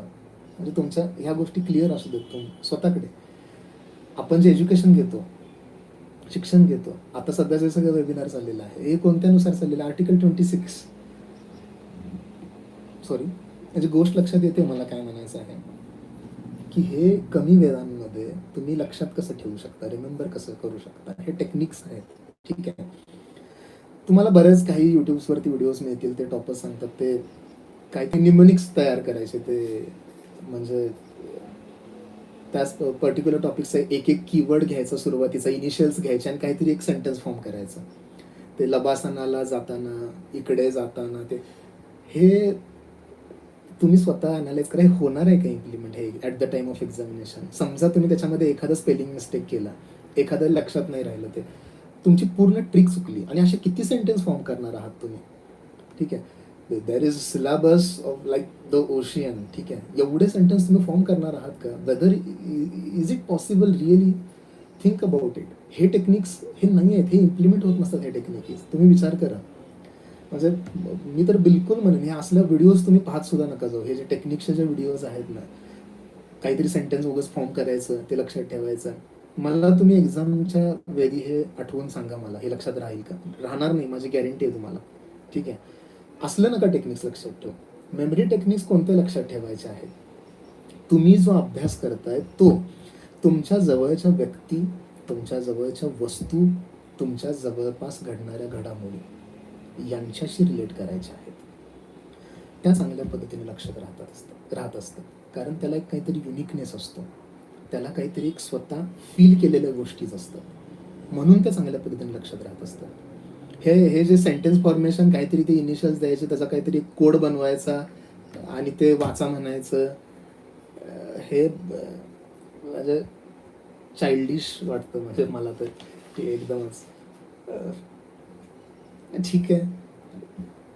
सर UDHR पेपरमध्ये आपण डिस्कस काय करत होतो की प्रत्येक पेपरमध्ये काही असे ठराविक टॉपिक्स आहेत की जे तुम्हाला म्हणजे कमी वेळेमध्ये जास्त आउटपुट देणार आहेत आणि अतिशय चांगल्या पद्धतीचं आउटपुट तुम्हाला देणार आहे. ठीक आहे, तुम्हाला लिस्टमध्ये येण्यासाठी किंवा कट ऑफच्या वरती चांगल्या पद्धतीची एज मिळवण्यासाठी हे टॉपिक्स हेल्प करणार आहेत. ठीक आहे, पेपर 4चा अभ्यास करत असताना जे आता तुम्ही देसले सरांचं जर पुस्तक वाचत असेल तर त्याच्यामध्ये प्रत्येक चॅप्टरच्या सुरुवातीला समजा आता रिझर्व्ह बँक ऑफ इंडियाचा जो चॅप्टर आहे, तर रिझर्व्ह बँक ऑफ इंडियाच्या चॅप्टरच्या सुरुवातीला त्यांनी काय केलेलं असेल, त्यांनी तुम्हाला आपल्या रिझर्व्ह बँक ऑफ इंडियाची स्थापना कशी झाली, कशा पद्धतीनं झाली, कोणकोणत्या कमिटीज आत्तापर्यंत गठीत केलेल्या होत्या, इंटरनॅशनल स्किनॅरिओमध्ये ह्या रिलेटेड काही गोष्टी आहेत का, याच्या रिलेटेड काही थेअरीज आहेत का, ह्या मांडलेल्या असतात. ठीक आहे, आणि जवळपास मला वाटतं की around 6 to 7 questions will be there from this theories, economist, हे तुम्ही लक्षात ठेवा. असे खूप सारे चॅप्टर्स आहेत.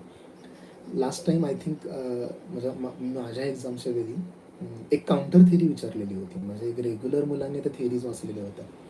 मात्र त्या पुस्तकामध्ये एक सेंटेन्स होतं, एक स्मॉल सेंटेन्स होतं कुठेतरी असं, त्या थेअरीला काउंटर केलेलं होतं आणि त्याचं फक्त एकच वाक्य लिहिलं, ते एक्सप्लेन केलेलं नव्हतं ते. आणि त्या काउंटर थेअरीवरती प्रश्न आलेला की ही काउंटर थेअरी कोणी विचारलेली आहे. मात्र मी अभ्यास करताना तो मगाशी तुम्हाला सांगितलं ना की birds I view is very important, ती गोष्ट मी अभ्यासलेली होती, मला ती माहिती होती की म्हणजे त्यामध्ये लक्षात राहिलं आणि आलं सुद्धा ते पेपरमध्ये, कुठेतरी इम्प्लिमेंट सुद्धा झालं. तर सांगायचा उद्देश काय आहे की you should able to prioritise things, तुम्हाला गोष्टी प्रायोरिटाईज करता आल्या पाहिजेत अतिशय चांगल्या पद्धतीनं. हे प्रत्येक पेपरमध्ये करत चला. पेपर 4मध्ये तुम्हाला मी काही टॉपिक सांगितले. इकॉनॉमी तर सगळे अभ्यासणार आहेतच. ठीक आहे, डिफरन्स कुठे लाईज होतो, तो बायोटेक्नॉलॉजीमध्ये होतो, तो सायन्स अँड टेक्नॉलॉजीमध्ये होतो की तुम्ही तिथे एज घेणार आहात इतर विद्यार्थ्यांपेक्षा. ठीक आहे, असं हे पेपर 1, 2, 3, 4 रिलेटेड झाले. हे म्हणजे हे मेन आहे, महत्त्वाचं आहे. आता दुसरा महत्त्वाचा मुद्दा म्हणजे मेमरी टेक्निक्स बाबतीमध्ये मी जेव्हा बोलत होतो, काही मुलांना आय थिंक तिथे अजून प्रश्न पडलेला आहे की एक्झॅक्टली ते कसं वर्क होतं. आता एक लक्षात घ्या की GS2मध्ये आपण इंडियन कॉन्स्टिट्यूशन अभ्यासतो आणि lot of people have the same problem की they are not able to remember the articles. त्यांना आर्टिकल्स लक्षात ठेवायला थोडासा इश्यू येतो, कन्फ्युजन होतं at the time of examination. आणि ज्या पद्धतीचा output at the time of examination असायला हवं, स्पेशली या इंडियन पॉलिटीसारख्या सब्जेक्टमध्ये ते येत नाही.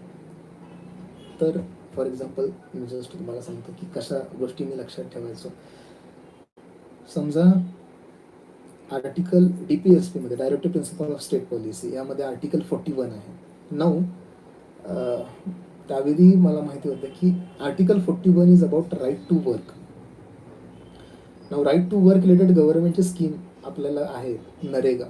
ठीक आहे, तर नरेगा स्कीम म्हणजे आर्टिकल 41 हे मला माहिती होतं. म्हणजे एक लक्षात घ्या, कोणतीही योजना तयार करत असताना, गव्हर्नमेंट स्कीम्स तयार करत असताना, कोणताही कायदा तयार करत असताना त्याचं ओरिजिन हे ट्रेस केलेलं असतं, त्याचं ओरिजिन आपल्या कॉन्स्टिट्यूशनमध्ये असतं.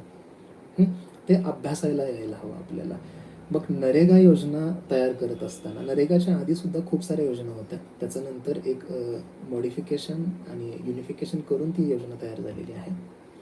मग त्या सर्व ह्या गव्हर्नमेंट स्कीमचं ओरिजिन कुठे होतं, तर ते ओरिजिन होतं article 41 of directive principle of state policy which talks about right to work. ठीक आहे, ह्या राईट टू वर्कमध्ये याचं ओरिजिन होतं. मग मी आर्टिकल 41 लक्षात ठेवताना काय लक्षात ठेवतो, नरेगा लक्षात ठेवतो. राईट टू वर्कपेक्षा सुद्धा. नरेगा लक्षात ठेवलं की मला गोष्टी लगेच समजतात आणि मी आर्टिकल 41च्या बाबतीमध्ये कन्फ्यूज नाही होत. त्यानंतर आर्टिकल 41 नंतर आर्टिकल 42. आता मला एकदा आर्टिकल 41 नुसार काम मिळालेलं आहे under NREGA. Just let's assume it, ठीक आहे, की मला एक काम मिळालेलं आहे.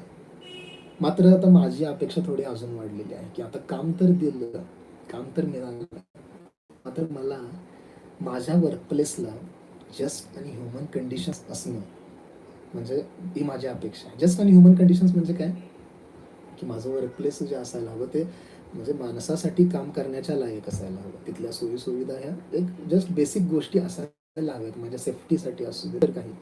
जस्ट ह्युमन कंडिशन्स माझ्या अपेक्षा वाढलेल्या आहेत. म्हणजे फ्लो आहे बघा बरं का. 41 आणि 42 मध्ये अपेक्षा वाढलेल्या आहेत तुमच्या.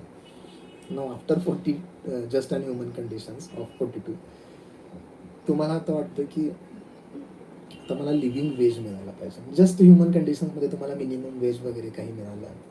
आता लिव्हिंग वेज म्हणजे काय आहे की minimum wage plus health education insurance. Standard format आहे, म्हणजे हे अपडेट झालेलं आहे, तुम्ही अपग्रेड झालेलं आहे. जस्ट ह्युमन कंडिशन्स नंतर अपेक्षा वाढलेल्या आहेत लिव्हिंग वेजच्या. मग article 43 is about living wage. मग आता लिव्हिंग वेज एकदा तुम्हाला मिळालं, लिव्हिंग वेज नंतर पुन्हा अजून अपेक्षा बाकी आहे. काय अपेक्षा आहेत की मला जे मॅनेजमेंट डिसिजन्स घेतं त्या डिसिजन मेकिंग बॉडीमध्ये मला स्थान हवं आहे. Participation of worker in decision making process और in the management. It's about article 43A. ठीक आहे, आर्टिकल 43चा एक सब क्लॉज आहे. आर्टिकल 43A हे आर्टिकल 43ला संलग्न आर्टिकल असल्यामुळे त्याच्यामध्येच नवीन आर्टिकल इन्सर्ट केलेलं आहे. ठीक आहे, मग article 43A talks about participation of worker in the management of industries. मग मला आता 41, 42, 43A याचा फ्लो समजला आणि इथून पुढे मग मला अभ्यासताना हे पाठांतर करायची गरज नाही आहे की 42 कशाबद्दल आहे, 43 कशाबद्दल आहे, 43A कशाबद्दल आहे. ठीक आहे, कारण का की मी या गोष्टींच्या कन्सेप्ट क्लिअर करून घेतलेल्या आहेत. मी त्या गोष्टी ज्या आहेत त्या माझ्या अवतीभोवती घडणाऱ्या घडामोडींशी, व्यक्तींशी जोडलेल्या आहेत. ठीक आहे, म्हणजे hope you are getting me. I don't know which type of audience is listening me, but मी फ्रिक्वेंटली जेव्हा ह्या गोष्टी डिस्कस करतो तेव्हा माझा नेहमी भर या गोष्टींवरतीच असतो की आपण काहीतरी जरा वेगळ्या गोष्टी डिस्कस करूया, ज्या फ्रिक्वेंटली मार्केटमध्ये त्याच ते सांगितलं जातं त्याला कुठेतरी एक शेद देऊन काहीतरी जरासं वेगळं विद्यार्थ्यांपर्यंत जावा, हाच उद्देश आहे त्यामध्ये. हे मेमरी टेक्निक्स बाबतीत झालं. तर मेमरी टेक्निक्स बाबतीत मी तुम्हाला एक्झाम्पल्स देऊन बोललेलो आहे, त्यामुळे याच्या पलीकडे मी त्याबाबतीत काही बोलणार नाही आहे. GS 1, 2, 3, 4 मध्ये तुम्हाला ज्या पद्धतीने मी मगाशी सांगितलं की फोकस जो असायला हवा तो काही असे सब टॉपिक्स जे आहेत त्या सब टॉपिक्स जे तुम्हाला कमी वेळेमध्ये जास्त आउटपुट.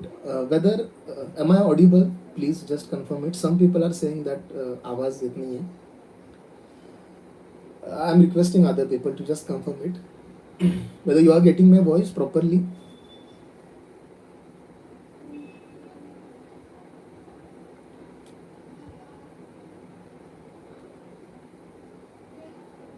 Okay,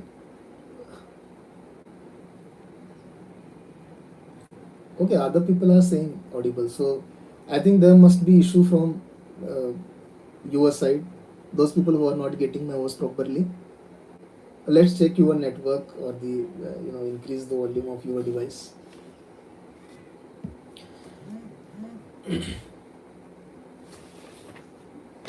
अच्छा, मी थोड्या वेळाने क्वेश्चन्स वरती येतो. तुम्हाला मी सांगेन की तुम्ही कमेंट करा.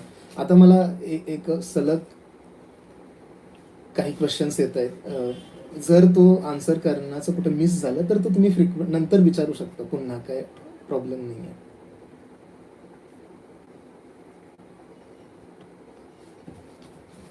ओके, सो फक्त मी तुम्हाला म्हणजे काय ठरवलेलं होतं सांगायचं आहे त्या गोष्टी पहिल्यांदा एकदा कम्प्लीट झाल्या की नंतर नक्कीच तुमच्या अपेक्षांची पूर्तता आपण करूया.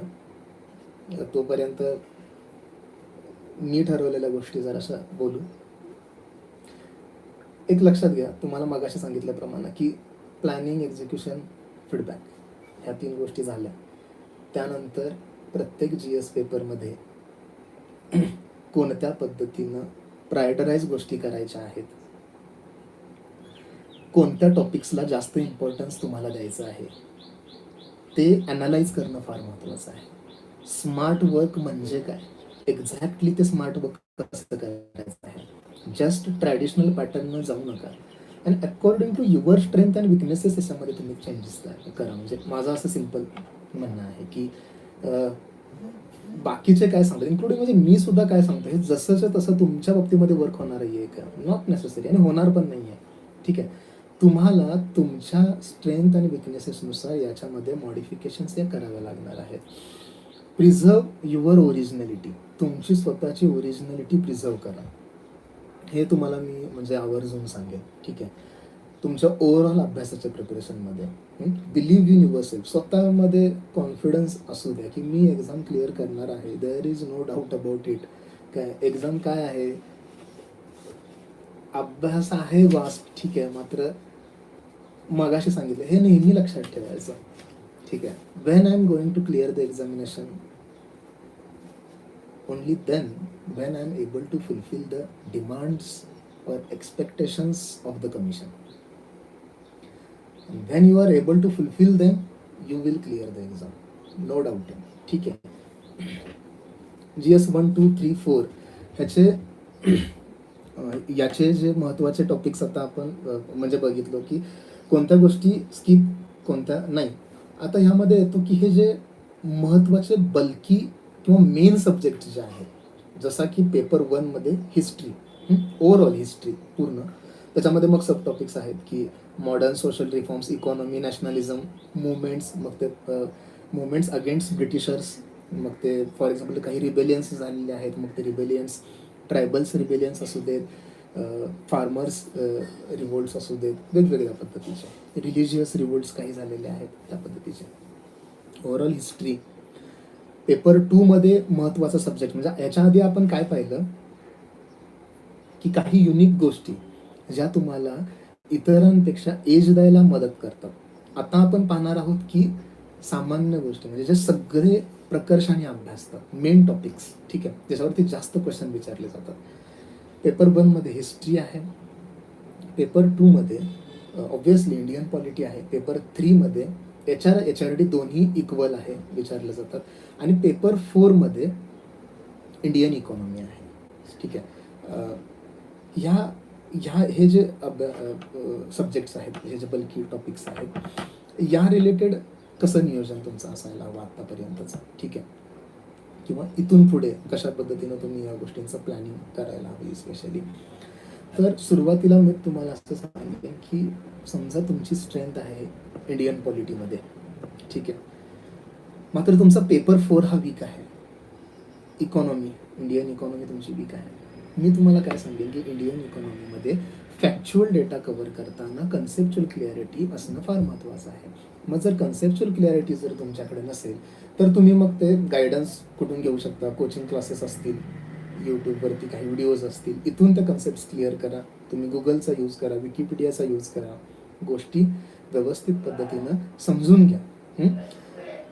MPSC क्वेश्चन्स कशा पद्धतीने विचारते, तर सहकार नावाचं समजा एक टॉपिक आहे. फॉर एक्झाम्पल MPSC काय करेल, सहकार टॉपिक्समध्ये आपल्याला काय करायचं आहे की सहकार, सुरुवातीला डेफिनेशन्स की एक्झॅक्टली सहकार म्हणजे काय, त्याचं ओरिजिन काय आहे, इंटरनॅशनल सिनॅरिओमध्ये ह्या सहकार रिलेटेड काय घडामोडी घडलेल्या आहेत, कोणते कमिशन्स एस्टॅब्लिश झालेले आहेत का, मग याची सुरुवात इंडियामध्ये कधी झाली, महाराष्ट्रामध्ये कधी झाली, इंडियामध्ये कोणते कमिशन्स एस्टॅब्लिश झाले, महाराष्ट्रामध्ये कोणते कमिशन्स एस्टॅब्लिश झाले, काही महत्त्वाचे कमिशन्स आहेत, त्यांच्या काही युनिक रिकमेंडेशन्स जे ॲक्च्युली कायदा केल्यानंतर इम्प्लिमेंट झाले, ते कमिशन्स तुम्हाला अभ्यासायचे आहेत. आणि सहकारमध्ये तुम्हाला एक 3 ते 4 काही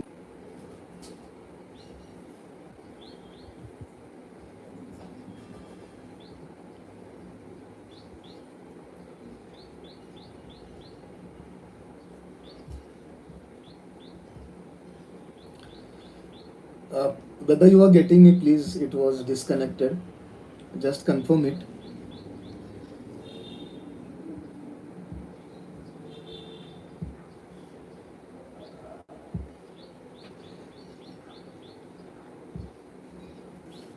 Whether you are getting my voice?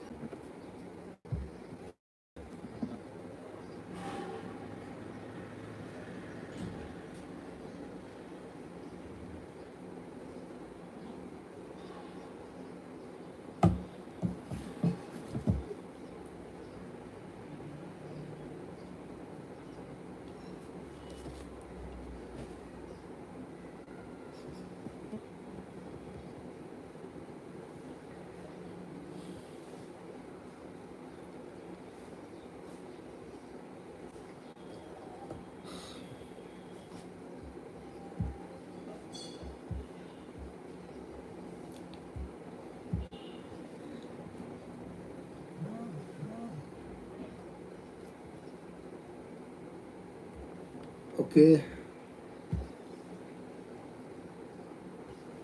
Okay, sorry. I think you are getting me.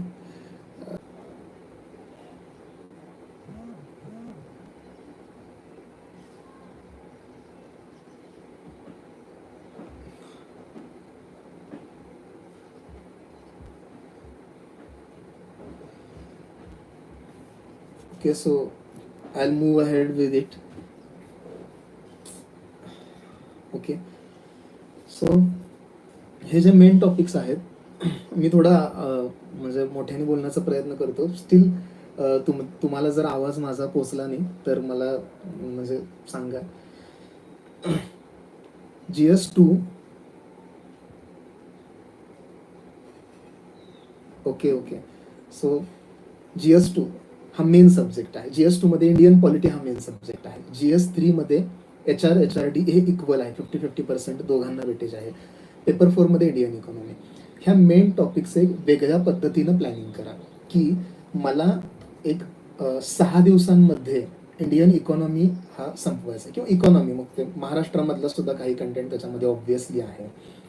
मग हा जो मोठा सब्जेक्ट आहे तो 6 दिवस मला अभ्यासायचा आहे. 6 दिवस त्याचं रिडिंग मी फुल फ्लेज करणार आहे. म्हणजे तुम्हाला जर त्या पद्धतीने अभ्यास करायचा असेल तर मात्र 7व्या दिवशी त्या पूर्ण 6 दिवसांची एक शॉर्ट रिव्हिजन ही व्हायला हवी. ठीक आहे, म्हणजे 7व्या दिवशी, जेणेकरून काय होणार आहे की त्या अभ्यासाला कुठेतरी सुरुवातीपासूनचा एक फ्लो तुमच्या at the time of revision लक्षात येईल. काही इम्पॉर्टंट गोष्टी रिमेंबर करायला सोपं जाईल. मग अशा पद्धतीनं तुमचा एका वीकमध्ये हा सब्जेक्ट चांगल्या पद्धतीने कव्हर झालेला आहे. तुम्ही नेक्स्ट ती गोष्ट सेम करू शकता इंडियन पॉलिटी रिलेटेड, सेम तुम्ही ह्युमन राईट्स रिलेटेड करू शकता, सेम तुम्ही HRD साठी करू शकता. आणि या मेन सब्जेक्टच्या व्यतिरिक्त हे सब टॉपिक्स आहेत ते तुमच्या वेगळ्या टाइम टेबलमध्ये असायला हवेत. म्हणजे रफली एकदा का तुम्ही मंथली प्लॅन बनवला तर त्यानंतर गरजेचं आहे की ऑन दी पेपर तुमचा वीकली प्लॅन असायला हवा, ऑन पेपर तुमचा डेली प्लॅन असायला हवा. वीकली प्लॅन तर तुमचा ऑब्व्हियसली म्हणजे पेपरवरती तुम्ही आणू शकता आणि तिथून पुढे की बाबा मला नेक्स्ट डेला काय करायचं आहे किंवा ते तुम्ही आदल्या दिवशी तुमचा त्या दिवसाचा अभ्यास झाल्यानंतर लिहू शकता की मला हे स्टँडर्ड बुक वाचायचं आहे, मला या टॉपिकवरती प्रिव्हियस इयर क्वेश्चन पेपर करायचे आहेत, मला या 2 मार्केटमधल्या प्रॅक्टिस टेस्ट सॉल्व करायच्या आहेत नेक्स्ट डेला. अशा पद्धतीचं प्लॅनिंग तुमचा ह्या ओव्हरऑल सब्जेक्टच्या बाबतीमध्ये असणं फार इम्पॉर्टंट आहे. मग इथे एक नेहमी गोष्ट लक्षात ठेवा की शक्यतो जर तुमचा एखादा सब्जेक्ट यामध्ये वीक असेल, म्हणजे फॉर एक्झाम्पल इंडियन इकॉनॉमीच्या कन्सेप्ट क्लिअर करायला बऱ्याच लोकांना अवघड जातं, तर तुम्ही काय करा की तो सब्जेक्ट जरा सुरुवातीला अभ्यासायला घ्या. त्याच्या काही यूट्यूब्सवरती व्हिडिओज पहा किंवा काही गाईड करणारे तुमचे मेंटर्स असतील तर त्यांना जाऊन भेटा, ती कन्सेप्ट समजून घ्या आणि मग अभ्यासा. आय थिंक आपण सहकारच्या बाबतीमध्ये बोलत होतो, तर म्हणजे सहकारच्या गोष्टी अभ्यासल्या की कायदे, त्याचं कंपोजिशन, मेंबर्स कधी आहे, इलेक्शन घेणारी ऑथॉरिटी कोण आहे. ठीक आहे, आपल्याला यावरती प्रश्न विचारले जातात. मग कोणत्या गोष्टींवरती प्रश्न विचारले जातात हे माहिती करून घ्या. ठीक आहे, आणि हे नंतर हे मेन टॉपिक्स मग म्हणजे झाले प्रत्येक पेपरमधले. हिस्ट्रीसाठी कमी वेळ द्यायचा आहे चालेल, जॉग्राफीसाठी मात्र जास्त वेळ द्या. जॉग्राफीमध्ये चुका नका करू, ठीक आहे. हिस्ट्रीमध्ये सुद्धा काय करा की जास्त प्रश्न कशावरती येतात, मग ते पर्सनॅलिटी बेस्ड क्वेश्चन जास्त येतात. मग बाकीचे इव्हेंट्स वाचण्यापेक्षा पर्सनॅलिटीजवरती जास्त फोकस करा, जेणेकरून ॲटलिस्ट त्याच्यामध्ये तुमची इफिशियन्सी जास्त येईल आणि कुठेतरी स्किप केलेल्या गोष्टी ज्या आहेत त्या कम्पेन्सेट होतील जर तुम्ही वाचलेल्या गोष्टींमध्ये इफिशियन्सी असेल तर. म्हणजे मुद्दा माझा लक्षात येतोय. मग ह्या गोष्टींचं एक व्यवस्थित नियोजन असू दे. मग आत्तापासून त्या गोष्टींचं प्लॅनिंग करा. जे मुलं येणारी अपकमिंग मेन्स देणार आहेत त्यांच्यासाठी तर तो प्लॅन सोपाच आहे. 3-3.5-4 महिन्याचा प्लॅन करायचा आहे.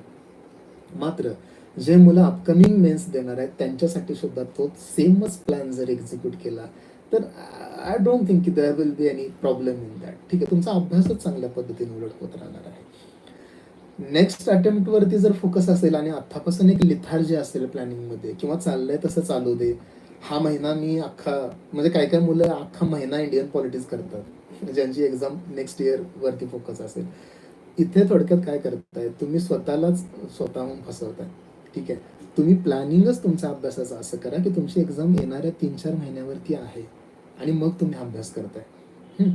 म्हणजे ही, आणि त्यानंतर मग तुम्ही प्रिलिम्स करा, तुम्ही बाकीच्या गोष्टी करा किंवा रिवाईज करत चला ह्या गोष्टी. तुम्ही एक विचारात घ्या की नेक्स्ट इयरच्या अटेम्प्टला जर काही मुलं आता यामध्ये कमेंट करत आहेत की जे फोकस करत असतील, या 4 महिन्यामध्ये जर तुमचा या पद्धतीने अभ्यास होत असेल, तुमचे हे 4 GS पेपर कव्हर होत असतील, तुमचं ग्रामर कव्हर होत असेल, तर तुमच्या पुढच्या 4 महिन्यामध्ये काय होईल, पुन्हा एकदा ह्या गोष्टी सगळ्या रिवाईज होत राहतील.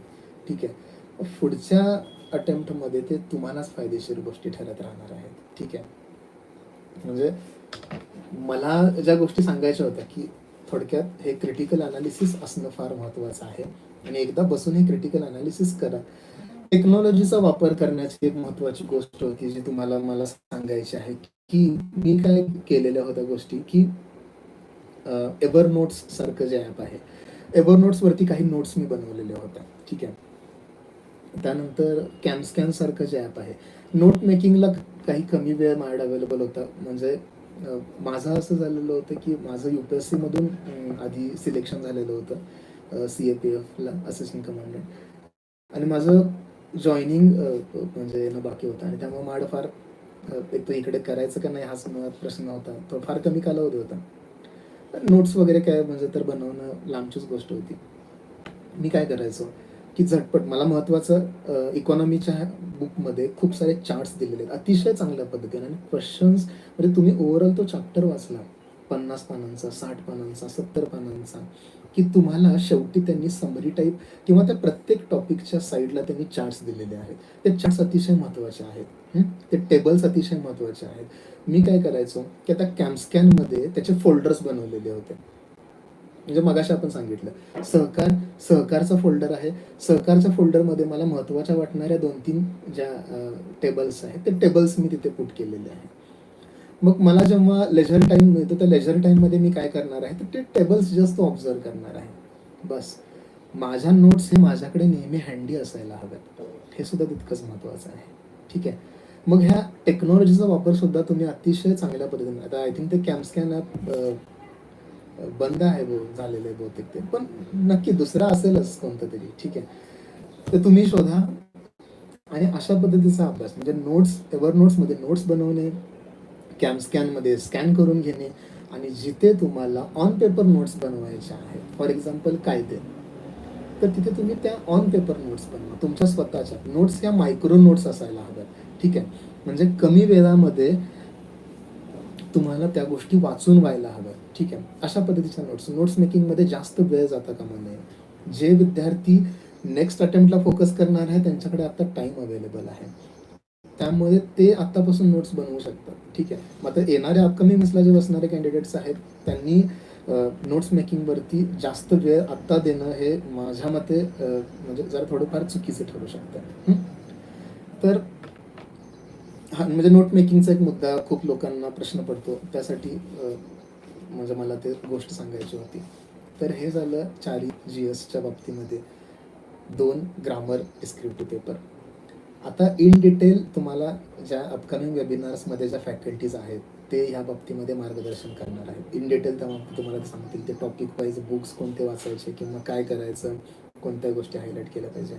मी तुम्हाला काय केलेलं आहे की या सर्व गोष्टींचा एक ओव्हरऑल सिनारिओ पटवून दिलेला आहे, डिस्कस केलेला आहे, सांगितलेलं आहे की कशा पद्धतीनं गोष्टी रिमेंबर करायच्या आहेत, ओव्हरऑल प्लॅनिंग करायचं आहे, ते एक्झिक्यूट करायचं आहे, त्याचा फीडबॅक घ्यायचा आहे, जेणेकरून हे येणाऱ्या इन डिटेल ॲनालिसिस किंवा जो गायडन्स तुम्हाला मिळणार आहे तो व्यवस्थित पद्धतीनं तुमच्या त्या ब्रॉड फ्रेमवर्कमध्ये बसेल. ठीक आहे, हे जास्त आय थिंक महत्त्वाचं आहे. So now I think I should start taking the questions. So those people who have the questions they can definitely ask me. I'll try to address the questions. Okay, so please go ahead with it. काही एक दोन questions मला आधी विचारलेले आठवत आहेत, ते मी discuss करतो, सुरुवात करतो. बाकीच्यांनी क्वेश्चन्स विचारायला हरकत नाही की त्या 3 दिवसामध्ये रिवाईज काय करायचं आहे. अतिशय महत्त्वाचा प्रश्न आहे. एका दिवशी 2 पेपर असतात, 3 दिवसामध्येच एक्झाम्स होते. पहिल्या दिवसामध्ये तुमचे डिस्क्रिप्टिव्ह आणि ग्रामरचा ऑब्जेक्टिव्हचा पेपर, दुसऱ्या दिवशी GS 1, 2 आणि नेक्स्ट डेला GS 3 आणि 4. तर ह्यामध्ये असं आहे की एव्हर नोट्समधल्या नोट्स तुम्हाला मी सांगितल्या, स्कॅममध्ये बनवलेल्या ज्या नोट्स आहेत त्या, याला मी फर्स्ट प्रायोरिटी देणार. म्हणजे समजा ग्रामरच्या आधी तर ऑब्व्हियसली तुम्ही म्हणजे त्यासाठी काही खूप मोठा बल्की सोर्स तर नाहीच आहे. 1-2 छोटे पुस्तकं असतात, एक इंग्लिशचं एक मराठीचं, त्याचे वरवरचे जे रूल्स आहेत, नियम्स आहेत ते बघून तुम्ही, एक्सेप्शन्स बघून, उदाहरणं बघून तुम्ही ते रिवाईज करू शकता. म्हणजे पेपर तो झाल्यानंतर आता फ्रिक्वेंटली जे मेन्स देणारे आहेत त्या मुलांना हा प्रश्न नक्की पडतो. तो जो 4-5 तासाचा वेळ तुम्हाला रात्रीपर्यंत भेटणार आहे, त्याच्यामध्ये काय करणार आहात तुम्ही, पहिल्यांदा इम्पॉर्टन्स देणार आहेत त्या ह्या तुम्ही स्वतःहून बनवलेल्या नोट्सला.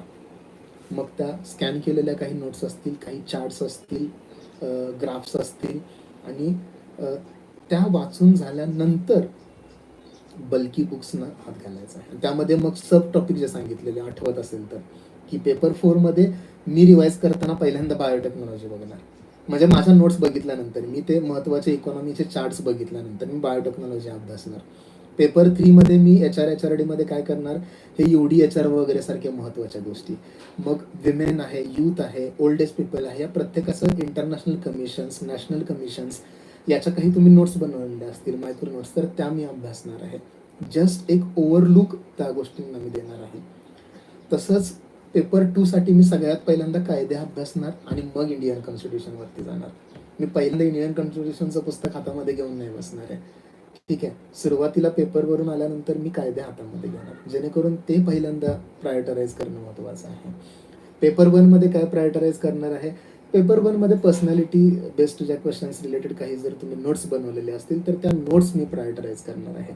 मग मी ॲग्रिकल्चर टॉपिक्सवरती जाणार आहे. ठीक आहे, किंवा ॲग्रिकल्चर टॉपिकच्या काही मायक्रो नोट्स बनवणं असतील तर तेवढंच. अतिशय अनसर्टेन सब्जेक्ट आहे तो, अतिशय वास्ट सब्जेक्ट आहे, आणि तो सब्जेक्ट तुम्ही जस्ट बिफोर एक्झामिनेशन जर अभ्यासत असेल तर you will make the blunder. ठीक आहे, तुम्ही ब्लंडर करणार आहात.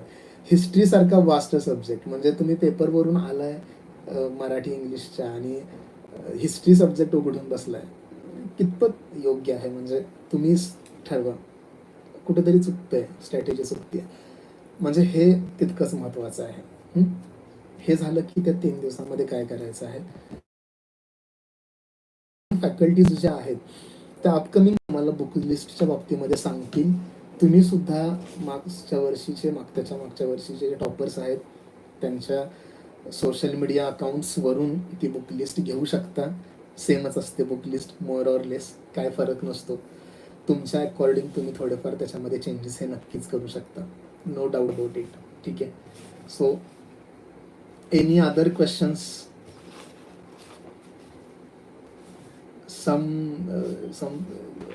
Someone was asking related that he or she is preparing, I think, for the 12th standard, and from 12th standard itself she wants to prepare. It's a good thing actually, no doubt. First of all, you try to analyze the previous year question syllabus, and then read some basic books, NCERTs, state board books, and then go for actually okay, आवाज येत नाही आहे का? Okay, just confirm it.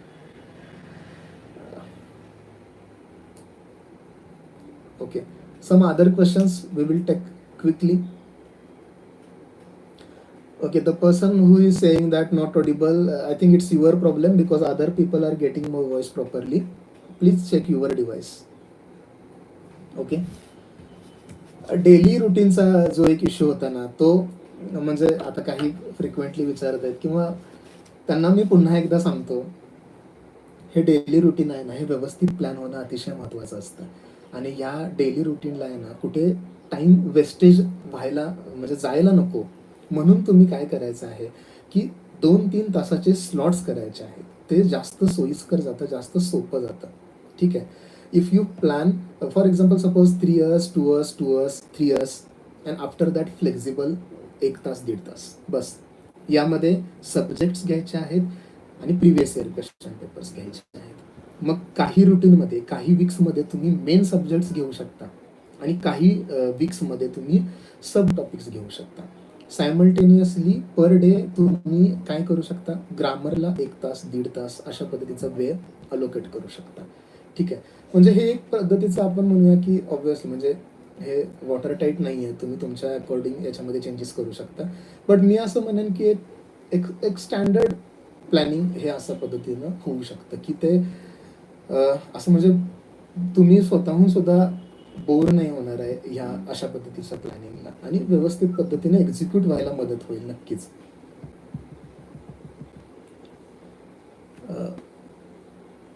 Day लास्टला questions घ्यावेत म्हणजे मला समजलं नाही. चॅप्टर नंतर क्वेश्चन्स घ्यावे. हां, हे एक महत्त्वाची गोष्ट आहे बरं का, की माझं असं म्हणणं आहे की आता यांचा क्वेश्चन काय आहे ॲक्च्युली तुम्हाला सांगतो की बऱ्याच वेळा असा प्रश्न पडतो की मी आता जर समजा ॲग्रिकल्चर वाचतोय तर मग मी ॲग्रिकल्चरचेच क्वेश्चन फक्त वाचले पाहिजेत का, असा प्रश्न उपस्थित होतो. ठीक आहे.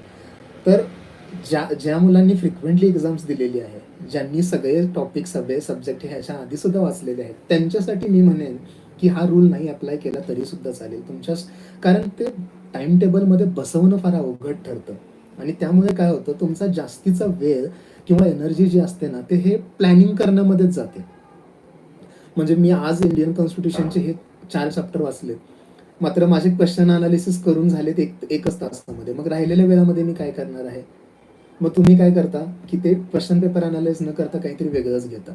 नेक्स्ट डेला कदाचित काय होऊ शकतं की तुम्हाला क्वेश्चन पेपर अनालिसिस करताना जास्त टाइम जाऊ शकतो. की मी 3rd इयर इंजिनिअरिंगला आहे आणि मला फोकस करायचं. ओके, सो म्हणजे मी असं सांगेन तुम्हाला की तुमचा क्वेश्चन पेपर अनालिसिसचा टाइम टेबल जो पर डे आहे तो त्याला म्हणजे लिंक जर नाही ठेवला तरी सुद्धा चालेल. म्हणजे ऑब्व्हियसली जर लिंकेज असेल तर it's well and good, but जर नसेल तरी सुद्धा डोंट पॅनिक. ठीक आहे. म्हणजे तुम्ही जर आजच्या दिवसामध्ये इंडियन कॉन्स्टिट्यूशन वाचताय, मात्र इंडियन कॉन्स्टिट्यूशनचे क्वेश्चन्स तुम्ही याच्यामध्ये चांगल्या पद्धतीने अनालाइज केलेले आहात, बट नॉट नेसेसरी की आता सुद्धा पुन्हा इंडियन क्वेश्चन्स इंडियन कॉन्स्टिट्यूशनचेच क्वेश्चन वाचावेत. तुम्ही इकॉनॉमीवरचे वाचा, नो डाऊट. कारण question paper previous year question analyse करताना तुम्ही एक्सप्लेनेशन सुद्धा वाचणार आहात आणि मार्केटमध्ये आता ते चोरमुलेंचं पुस्तक आहे, त्याच्यामध्ये ते एक्सप्लेनेशन वाचताना तुमचा तो पुन्हा टॉपिक हा रिवाईज होत राहतो. ही अतिशय महत्त्वाची गोष्ट आहे. ठीक आहे. म्हणजे त्यामुळे मी असं सजेस्ट करेन की नॉट नेसेसरी की तो टॉपिक वाचताना तेच क्वेश्चन्स व्हायला हवेत. ते तुमच्या सोयीनुसार, तुमच्या स्ट्रेंथ आणि विकनेसेसनुसार तुम्ही करू शकता.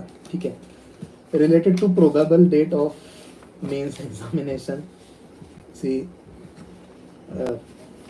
In practical no one will. ठीक आहे. कसं काय कोण सांगू शकेल, आयोगच सांगेल. ठीक आहे. येईल मोस्ट प्रॉबली, काही असेल काहीतरी ऑगस्टमध्ये वगैरे.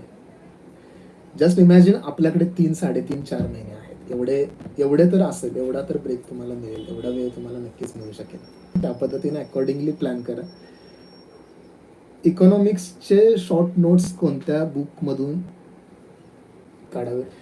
मी देसले सरांचं बुक रिकमेंड करेन नक्कीच. म्हणजे अदर सोर्सेस, कोलंबे सरचं सुद्धा मार्केटमध्ये पुस्तक आहे जे खूप सारे स्टुडंट्स रेफर करतात. You can go through both this books.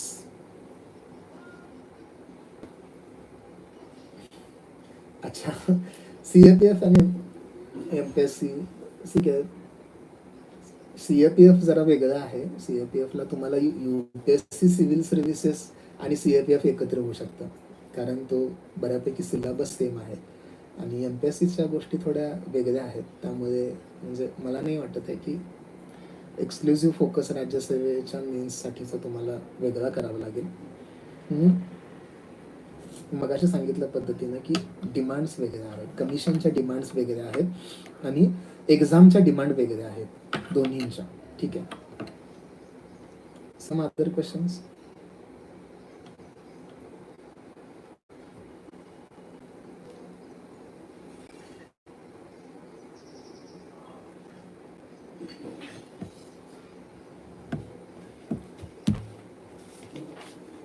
Okay, so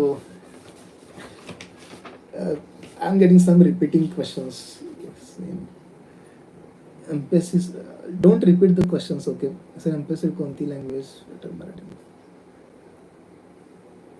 अच्छा, इंग्लिश ग्रामरसाठी तुम्ही बाळासाहेब शिंदेचं घ्या पुस्तक. यूट्यूबला व्हिडिओजसुद्धा भरपूर ग्रामरचे अवेलेबल आहेत, छान, अतिशय छान पद्धतीनं आहेत आणि नक्कीच रेफर करा. आणि ते दुसरं एक बुक आहे, पालांसुरी काहीतरी नाव आहे, ठीक आहे, ते करू शकता रेफर. मी काय केलं नव्हतं ग्रामर वगैरे, त्यामुळे एक्झॅक्ट बट ते करा, ते बाळासाहेब शिंदेचं वगैरे पुस्तक आणि यूट्यूबच्या काही व्हिडिओज. ग्रामर अतिशय छान सब्जेक्ट आहे, म्हणजे मी तुम्हाला नक्की रिकमेंड करेन की तो तुम्ही परफेक्ट तुमची स्ट्रेंथ बनवा. अतिशय छान स्कोअर येतो त्याच्यामध्ये. एका दिवसात HRD साठी अजून कोणतं बुक रीड करू शकतो? अच्छा, HRD साठी आय थिंक IP सिंग सरांचं पुस्तक आहे.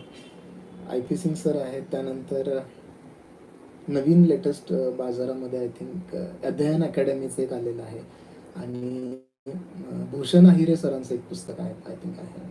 तुम्हाला चांगलं वाटेल ते घ्या.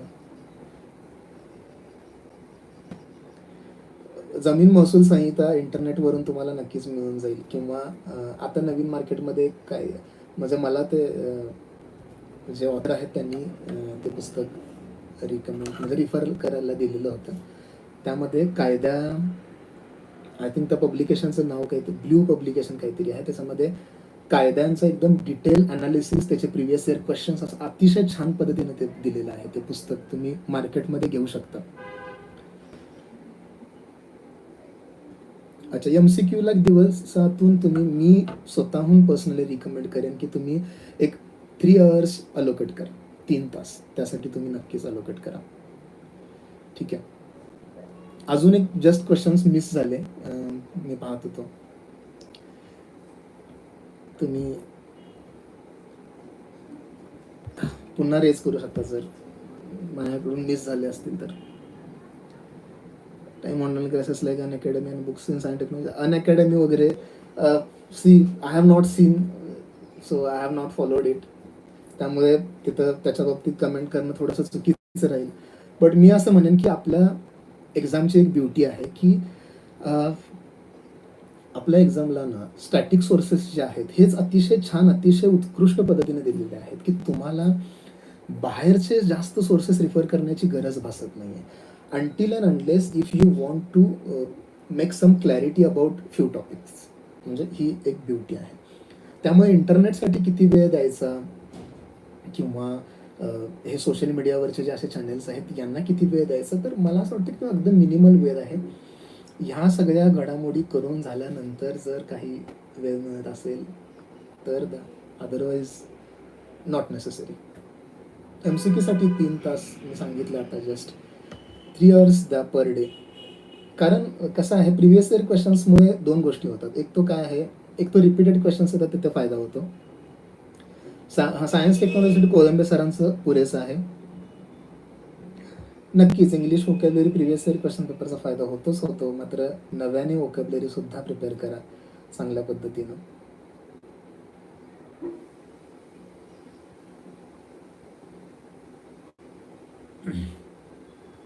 आता MPSC ला किती वेळ द्यायला लागेल वगैरे,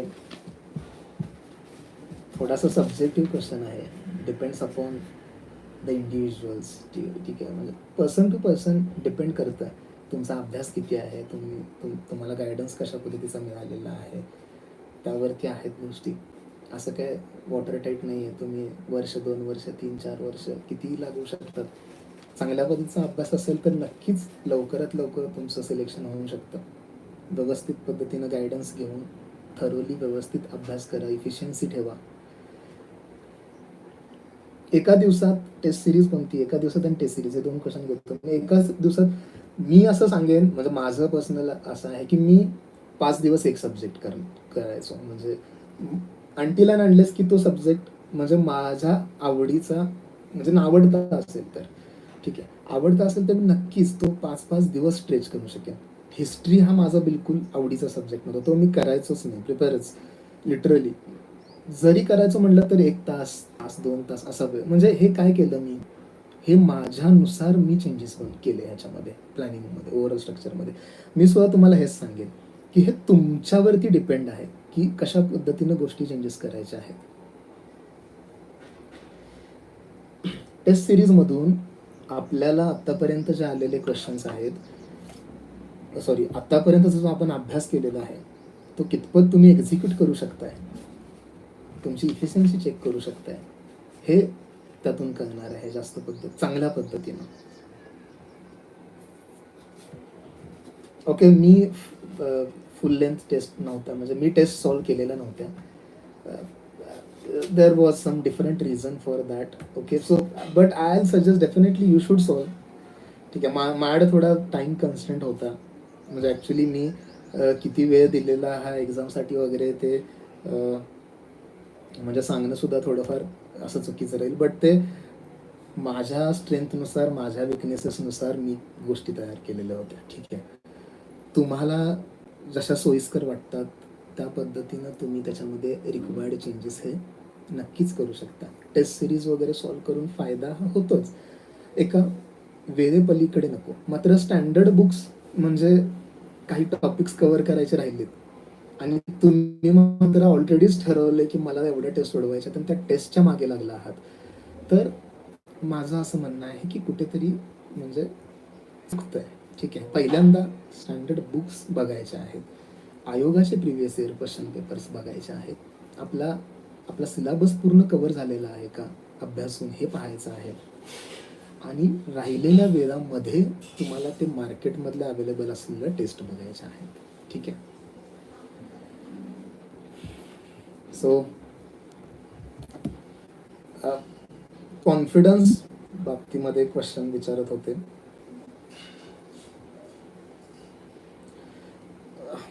मी असं म्हणेन, हे बघा, कॉन्फिडन्स कधी येतो, जेव्हा स्वतःचा अभ्यास चांगला असेल तर.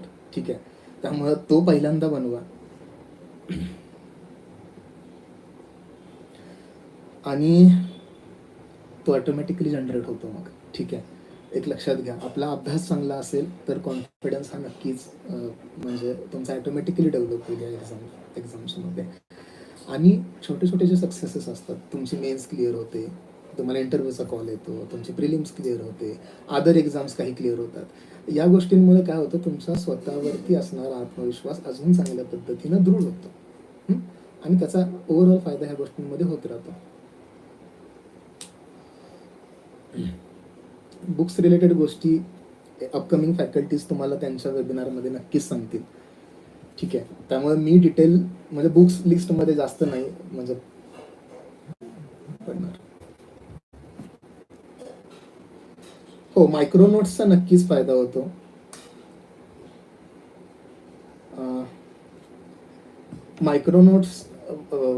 मायक्रो नोट्सचा नक्की फायदा काय होतो की बिफोर म्हणजे एक्झामिनेशन किंवा रिव्हिजनच्या वेळी फायदा होतो.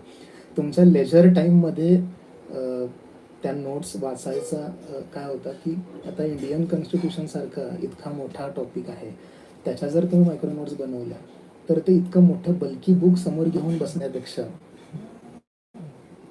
मोठं बुक बल्की घेऊन समोर बसण्यापेक्षा तुम्ही तुमच्या मायक्रो नोट्स जर समोर ठेवलेल्या असेल तर कमी वेळामध्ये तुमचा तो टॉपिक कव्हर होणार आहे. ठीक आहे, मराठी इंग्लिशची तयारी I think I have discussed in the beginning of lecture it self. So my friend, I think you must have missed it. जेव्हा हा लाईव्ह सेशन एंड होईल तेव्हा तुम्ही पुन्हा व्हिडिओ मागे घेऊन ते पाहू शकता. ठीक आहे.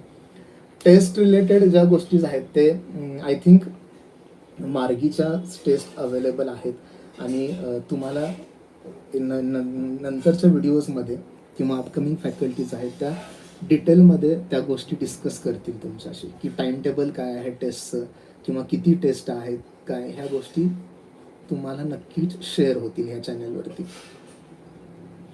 इंग्लिशसाठी बाळासाहेब शिंदेचं पुस्तक मी तुम्हाला सांगितलेलं आहे आणि मार्केटमध्ये प्रॅक्टिससाठी अजून काही सोर्सेस अवेलेबल असतील क्वेश्चन प्रॅक्टिससाठी, तर तुम्ही ते फॉलो करू शकता, no doubt. So I think I'll take just 1 or 2 questions and I'll conclude this webinar. So please, some important questions if you have, then let me know. I'll try to address and then I'll stop.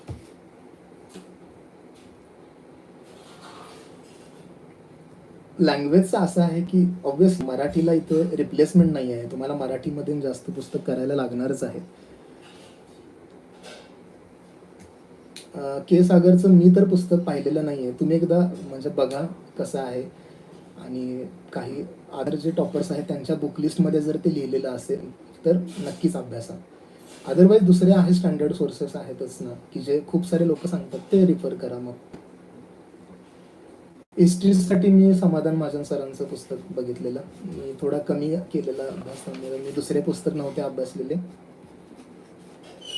कोणती एक गोष्ट जी अभ्यास करताना डोक्यात हवी, तेच exam clear करायची आहे हीच गोष्ट नेहमी डोक्यात असायला हवी, कॉन्फिडन्स असायला हवा स्वतःवरती. आणि तेच की या गोष्टी वाचताना एक्झॅक्टली परीक्षेसाठी काय अपेक्षित आहे, what exactly commission is demanding expecting, हे नेहमी लक्षात असायला हवं. सो